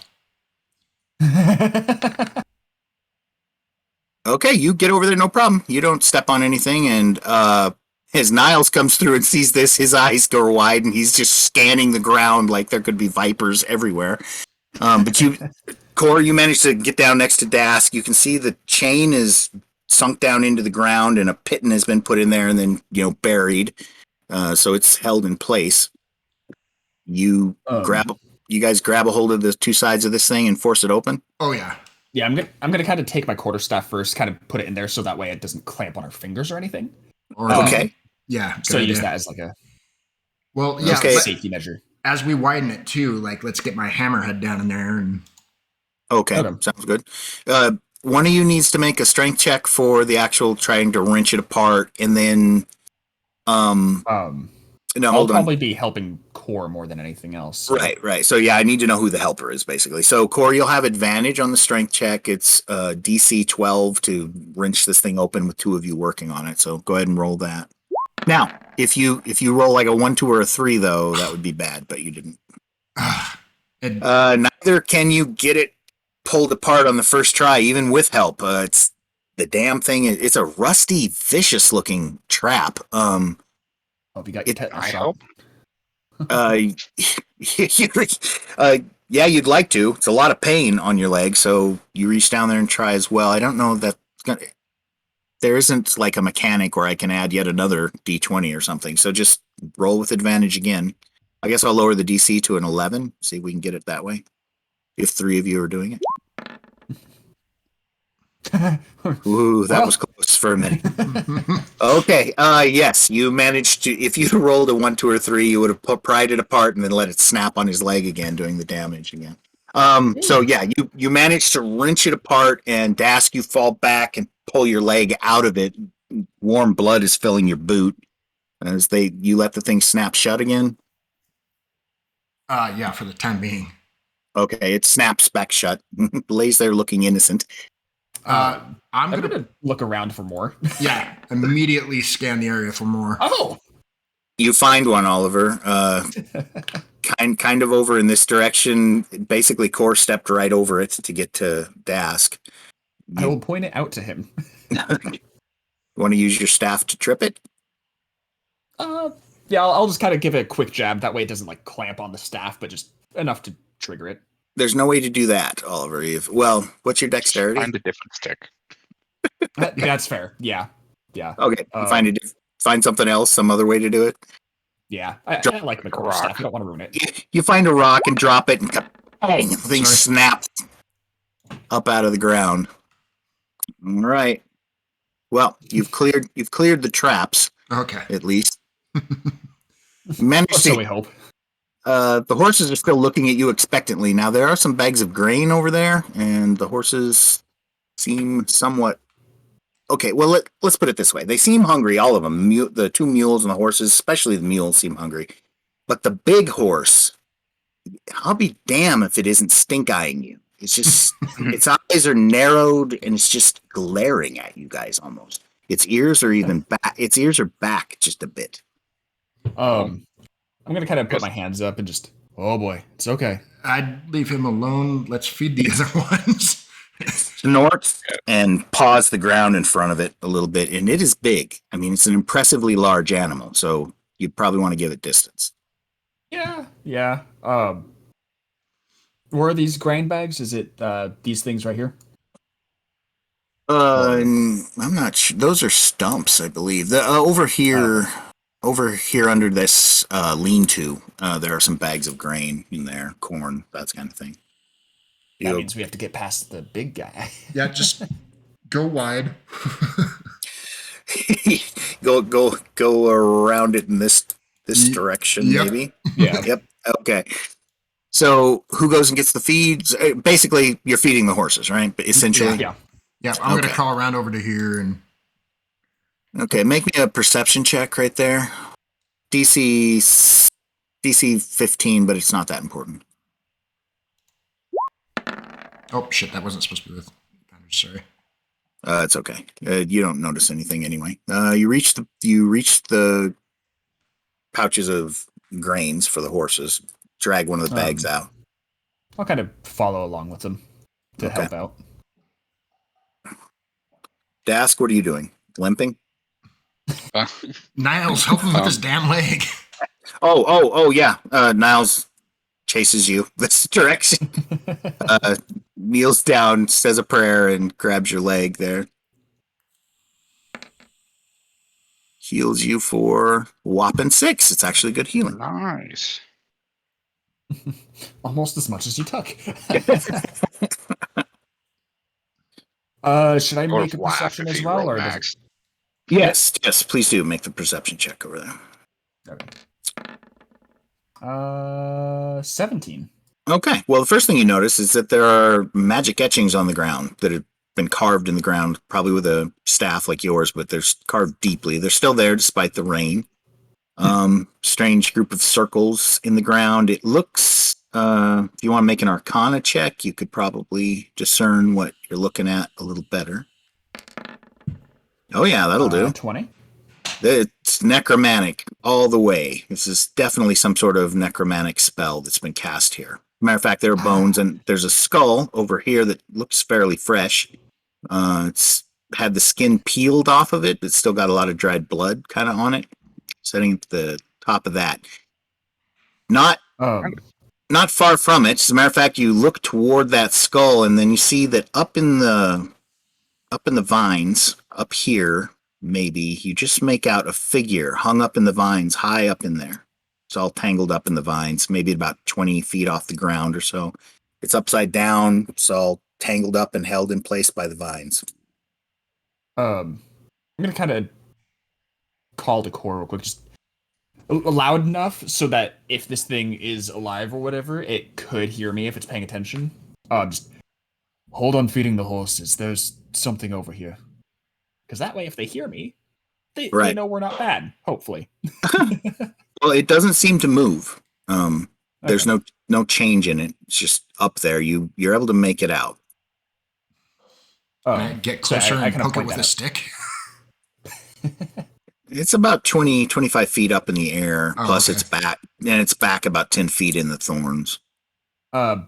Before even stepping closer, would I know if I can just disrupt this little circle here just by kind of scratching over it with my quarterstaff, or if I even should? You know that whatever's happened here has already happened. You can tell that these engravings in the ground here were made to help facilitate a spell, and that's the energies of that spell have already burned through this circle. Okay. So you could destroy it; it won't change anything at this point. I'll just leave it. I'm gonna see if I can't discern what that thing is. I'm gonna get like right up, almost into the thorns, but just kind of against them and try to Get up there as see what close it is. as you can. You can make me a perception check. It's still difficult to make out, so DC 15 again. See how well you do.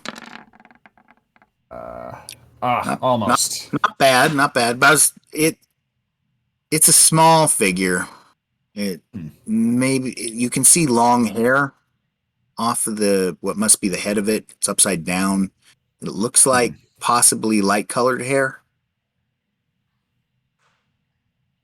Oh, I think either there's something else going on here, or there's a dead gal hanging from the vines in there. I don't like the looks of that. It's a little girl that went missing from the village, Niall says. Oh, So right. That might be her. Oh, good. It's- Okay. It's getting darker, by the way.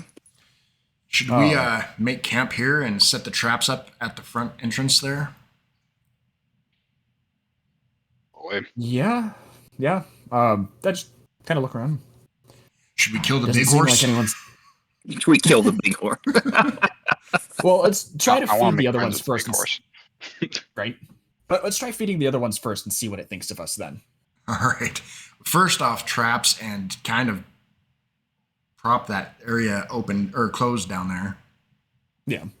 So a couple of you could work on that, and someone could feed the horses. Yep. So that's Yeah. okay. I look Horse and around. grain in front. The You're horses. gonna Are you guys good with you're gonna- animals? Dask grabs the grain and begins to tend to the animals.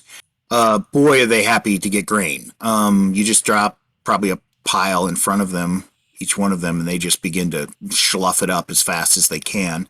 You work your way around through the horses and the mules. They're nervous. They're even jostling a little bit with their heads to try to get to the piles of grain. So you start just pouring it in a line. That allows them to get a little bit of space between themselves and eat toward each other if they want. Until you reach the big horse at the end. Now, its eyes are turning and looking at the other one's eating. And its ears go up a little Traitors. bit. You see its nostrils flaring, and then it looks at you and its eyes narrow again as you approach it slightly. It snuffs, like blows some air out of its nose, looking at you. I'm gonna very slowly approach it, not get right up next to it, but just like close enough where I can try and like dump a pile a little bit in front of it. Step Somewhere back. kind of near it. Okay. Yeah. All right, you do that. You're able to get about as close as you feel comfortable, and then maybe another step or two, and this thing will not be so happy. Its eyes are definitely narrowed. It's looking right at you. Its ears are back, and they begin to go back a little further, and that's where you figure you're at the close apex, as close as you can get. You pour some of the grain on the ground for it, and you step away. It continues to watch you, but it relaxes a little. Its ears go up a little bit. It looks down at the grain, breathes, smells it, takes a heavy step forward. Thing's big. drops its head down to the grain, but its eyes stay on you, and it begins to eat. It's obviously hungry, and it begins to eat as much as it can there for a minute. Now, who's handling the traps? Core, is that you? Yep. So you get back over there. What are you going to do? Like pull the cover back into place and then reset those traps right there on the ground, kind of cover them a little bit with some dirt, or? Yeah, and not set them in the same place. I want to set them in a row across the front of that gate area. Okay, sure, good enough. You're able to do that. You've only got the 2, right? There's 2 of them. So you place those near anything that's coming through the thorns would have to come through that false wall and through there. So you put them where you think they'd probably get stepped on. Okay. That's no problem. If there is someone still here and they come back, they won't know that the traps are right there. Exactly. That's true. And then rummage the camp before setting up for night arrest. So, so you go through the gear? Yeah. I'm pretty sure we found a culprit with dead people and necromantic symbols. The horses seem much happier to have humans around. They're much happier after having eaten as well. Even the big one is not being quite as surly after it eats. Dask, make a charisma check for me. Sure.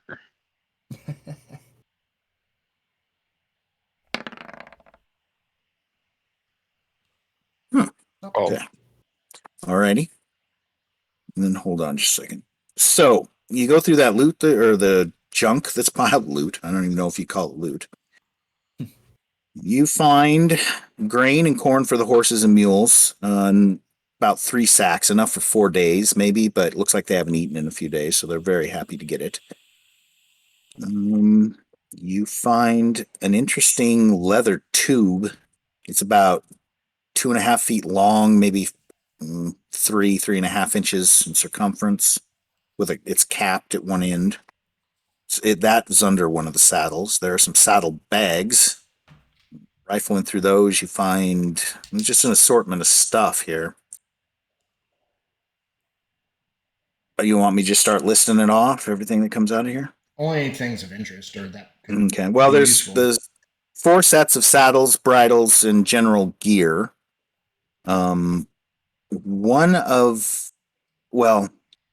call that 3 sets, and then like one really shabby one that stinks. It's just like a fur saddle. It's got fur on it, old crappy fur, rotten fur, and it just reeks. It reeks like shit. As a matter of fact, make a wisdom check for me. Interesting. Not or Constitution? No, it's not. It's not quite bad enough that you're gonna feel like you're gonna puke. Yeah, that's right. So, Core, it smells like that were-rat smelled. Smells exactly like that to you. You definitely got its scent all over this stuff. So, so that would be like a history check. That would be a memory check, just to see if he could connect that in his memory. And I think we had that. Didn't we have that memory argument in here? Or is that another game I had? God, I'm just wandering around having arguments over wisdom as memory. Okay, so I'm going to go through the list of things here. If there's anything that sounds interesting, someone should document it. After all is said and done, searching through saddlebags and just the gear that's piled here, a backpack or 2, you find 3 potions, which you assume are potions of healing. They look like potions of healing, but you're not sure. 3 vials of oil for a lantern. In that case that I told you about, there's a mariner's collapsing telescope. It's fairly large, though. When it's fully extended, it's like 3.5 feet long. There is in one of the saddlebags, you find a glass vial with a cork, and it has a bright sort of blue-colored oil in it. You're not entirely certain what that is. You find another potion vial that has a thick green, mucusy-looking liquid in it, in a saddlebag. Now, were these like the same kind of vials, just with 2 different liquids in them, or? Oh, they're distinctly different liquids, that's for sure. Well, I mean, just the vial itself, though. No, that vial is different than any of the other thing. The potion bottles are kind of fat at the bottom and narrower at the top, but this vial is just a glass vial. It's about 4 inches long, and it's when you move it, it's slow moving, kind of like oil in there, but a very light, shimmery color of blue on the oil. You find a leather scroll tube. Inside is a detailed map of the region around Dawn's Hollow, 10 blank sheets of parchment, 3 writing quills, and a small bottle of ink. In another saddlebag pouch, you find 3 garnets worth 50 gold pieces each. There are 4 bundles of dried rations, enough for 2 weeks. 4 bottles of wine, which looks like they're excellent bottles of wine. From their can't How tell many what, bottles? 4 of them. Okay. You find 4 heavy fur cloaks. One of them reeks. 4 bedrolls on the ground. One of them reeks. Find a sturdy grappling hook with 50 feet of hemp rope. There's the saddles, the bridles, the general tack. 2 of the saddles and tack are high quality. The others are, one of them is just normal, and then the others is that shabby, reeking bunch that I told you about. One of the saddles is obviously oversized. It's also fur lined, but it's in much better shape. 2 pack harnesses for the mules. And that about covers everything that you find here. I guess the main things for you would be the potions. 3 that you assume are potions of healing. They have the same coloring, kind of a red color. But that doesn't mean that they are, so it's tough to know. You could, without an identify, or spend some time and use Arcana to try to discern it. Right. The telescope looks handy, and so does the grapple hook. So. Yeah. Yeah, I'll kind of sneak away those. Well, not sneak. I'll just kind of take the vials of oil and tuck them away. Those could be useful. Okay. One's a vial, one's a potion, but they both have one's green, sort of a mucusy green substance. And sorry, I meant like the actual oil. Sorry, bottles of oil maybe, or whatever for the lantern. Yeah. So Yeah. each one of those will give 6 hours of burn to a lantern. Okay. And then we got the other vial potion things as well. Which one was the vial? Which one was the potion? It was the blue one that was a vial, correct? Blue vial, Oil green vial. potion.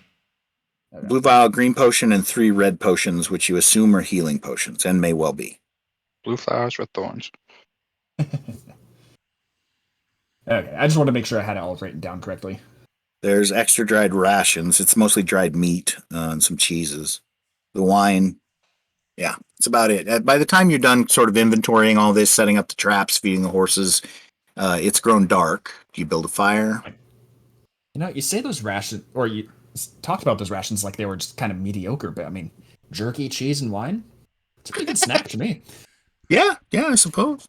It's, you have it. 1 sec, guys. I'll be right back. All of this stuff is a little odd. It's not local. I don't know it's hard for you to pin it down, but it's all foreign.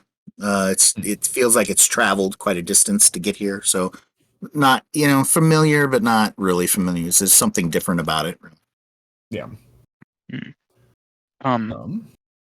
So we should probably skip the fire, because whoever was here last looks like they built a fire. They're not here now, and one of them is dead, hanging from a tree. So probably avoid the fire. Possibly what happened. As you're talking and kind of looking over the stuff desk, you feel a strong nudge. You stumble forward. The horse approached and nudged you. Which one? The big one. You turn around. When you turn around, its ears flatten back again and its eyes narrow, but it's looking right at you. It's close. I want to very slowly reach out my hand towards its nuzzle, or its muzzle. And in the flash of an eye, it bites and your hand is gone. No, it pushes its head forward, lets you scratch its nose. Its eyes are still narrowed, but possibly it's still hungry and is bugging you because it wants more grain, but it's hard to say. Is his grain pile gone? Yeah, and it ate about half of the grain piles near it as well, nudging the other horses off of them and taking it. Give it more. I'll give him some more grain. Okay. Maybe Pour add that a out. little back to the other piles near it as well. Okay. All the horses go back to eating. They are very hungry, and it's hard to say. Their backs are all wet from standing here in the rain. You can see their tracks kind of all around the camp area. They are hobbled, but that just means they have a rope between like their front legs to prevent them from going very far. But they have hobbled around here for looks like a while because the tracks go everywhere except for toward the where the bear traps, where the wolf traps were. They kind of just all around wherever there's dirt here, there's tracks. Well, Well, make getting back to the town easier, probably. Yeah. yeah. Seriously though. Well, Okay. Shall we set up night? Yep. It Okay. is after 10:30 now. Yeah. Yeah, it's late. So what are the group? You guys aren't going to make a fire? You're just going to try to hunker down for the evening? Yeah, better not to draw attention if we can help it. Yeah. Okay. I agree. I think that's probably wisest. So the group you settle down to rest, are there going to be watches? I would say yes. Yeah, probably. All right. In what order and for how long? I'll take first watch. For like 3 hours. I still want to get a long rest, so. Next That'd be- 3 hours? 2-hour watches? It's 4 of us. Yeah, we could each. Oh, yeah. We Okay. could So, technically each do 2-hour watches. And that way we could do exactly 8 hours without actually hindering ourselves in any way.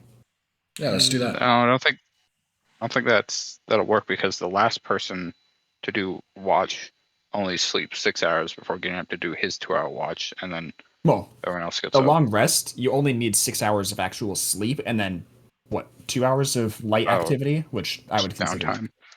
All right. Yeah. Then yeah, that's fine. Okay. I'll go first. So first is core, then who's second? I'll go second. Dask. Oliver, are you third? Yeah. You gonna have Niles be last watch, responsible for waking you up before sunrise? I'm sure he could handle it. I mean, yes, He yes. lives around here. He knows daylight hours. Okay. Okay. Fair enough. You'd think he probably won't fall back asleep. As a matter of fact, you're not sure he's going to sleep at all. His eyes are still a little wild. Every sound he kind of perks up and looks at.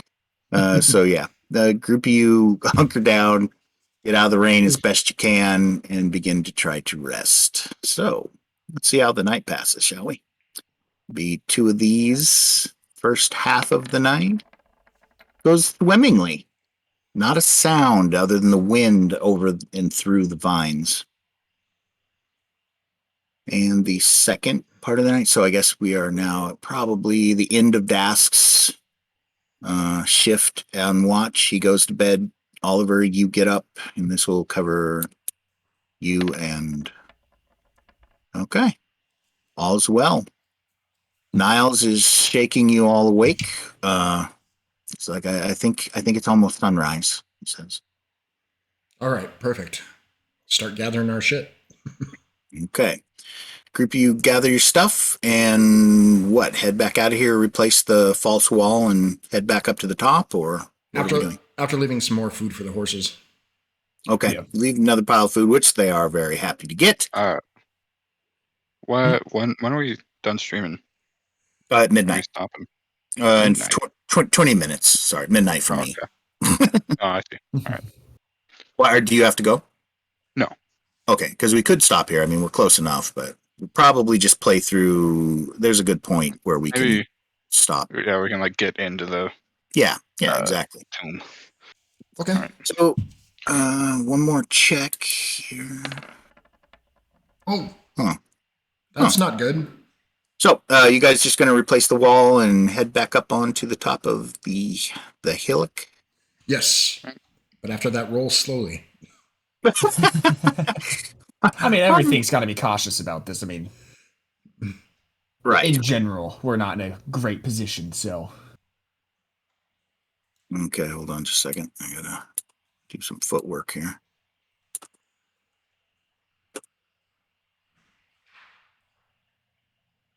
All right. The group, you leave your campsite, you recover it, and you make your way back up the passageway or up the slope toward the top of the hill, come around the corner here. So get you up to about yay. You continue up. I would say put yourselves past Niles at this point here. And ahead of you, Oliver, you see skeletons up here, standing on the platform of the shrine. Ah, lovely. I kind of hold out my arms and just, we got company. They're standing there in the rain, in the shadows. They're not looking towards you necessarily. They are all looking to the east. And they're just standing there. I gotta refill all my stuffs since we took a long rest. Yeah, you do. I was guessing you do have that button that you can use, right? The long rest button. I don't know. Should be right above like where your features and traits would be, below your personality traits. If it's not there, there is a setting for it, kind of where everything else is. Was it? Oh, yeah. Long rest. Where are you guys seeing this? Yeah. You So the Right gear under- icon top right, your character sheet, you do that, and then right above the character mancer, there's an option for a short and long rest toggle. And then once you turn that on, those buttons will actually appear on the right side of your character sheet, kind of halfway down. Oh, no shit. Yep. That's handy. Cool. That's Well, really that cool. And that puts everything back to where it should be? manually. A lot of stuff doesn't reset.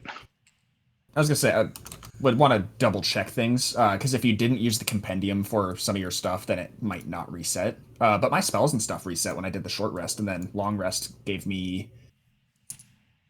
I see you only regain half your hit die on a short rest or on a long rest. Rounded down. Oh, is that right? Like F. Okay, well I have one hit die. Maybe I That's should good have to only know. spent 2. I didn't know how that worked because I never use hit dice. Right. Now, these skeletons haven't noticed you, and they're all staring to the east directly. But you're not certain exactly what to do with them. Now, if you could run up here and fight them, and if you do, we'll pick up the game next week at that point. Unless you have some other plan to deal with them or some way to clever yourselves out of this that you could pull off now, but it's up to you. I cannot think of anything off the top of my head. Well, we got thaumaturgy. We got turn undead, turn the undead, or turn the unholy. That's true. You do have that. Do we know if the tomb's ready to be open?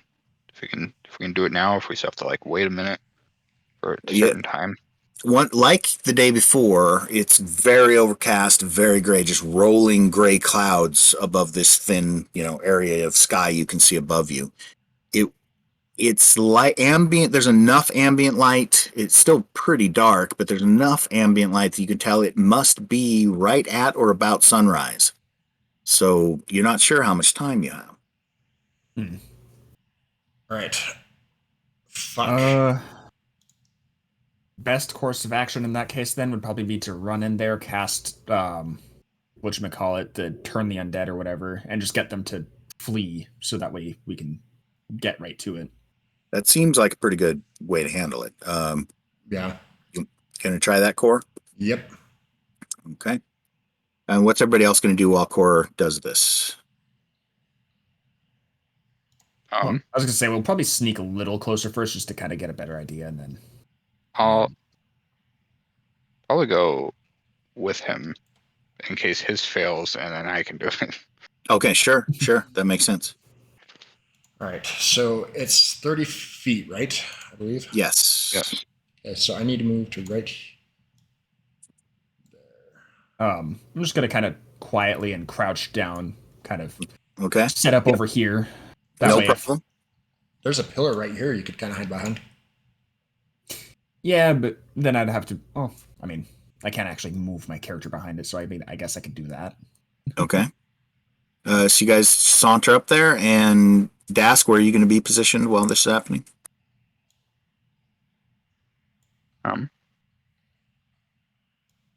I probably just like right next to the core. Okay.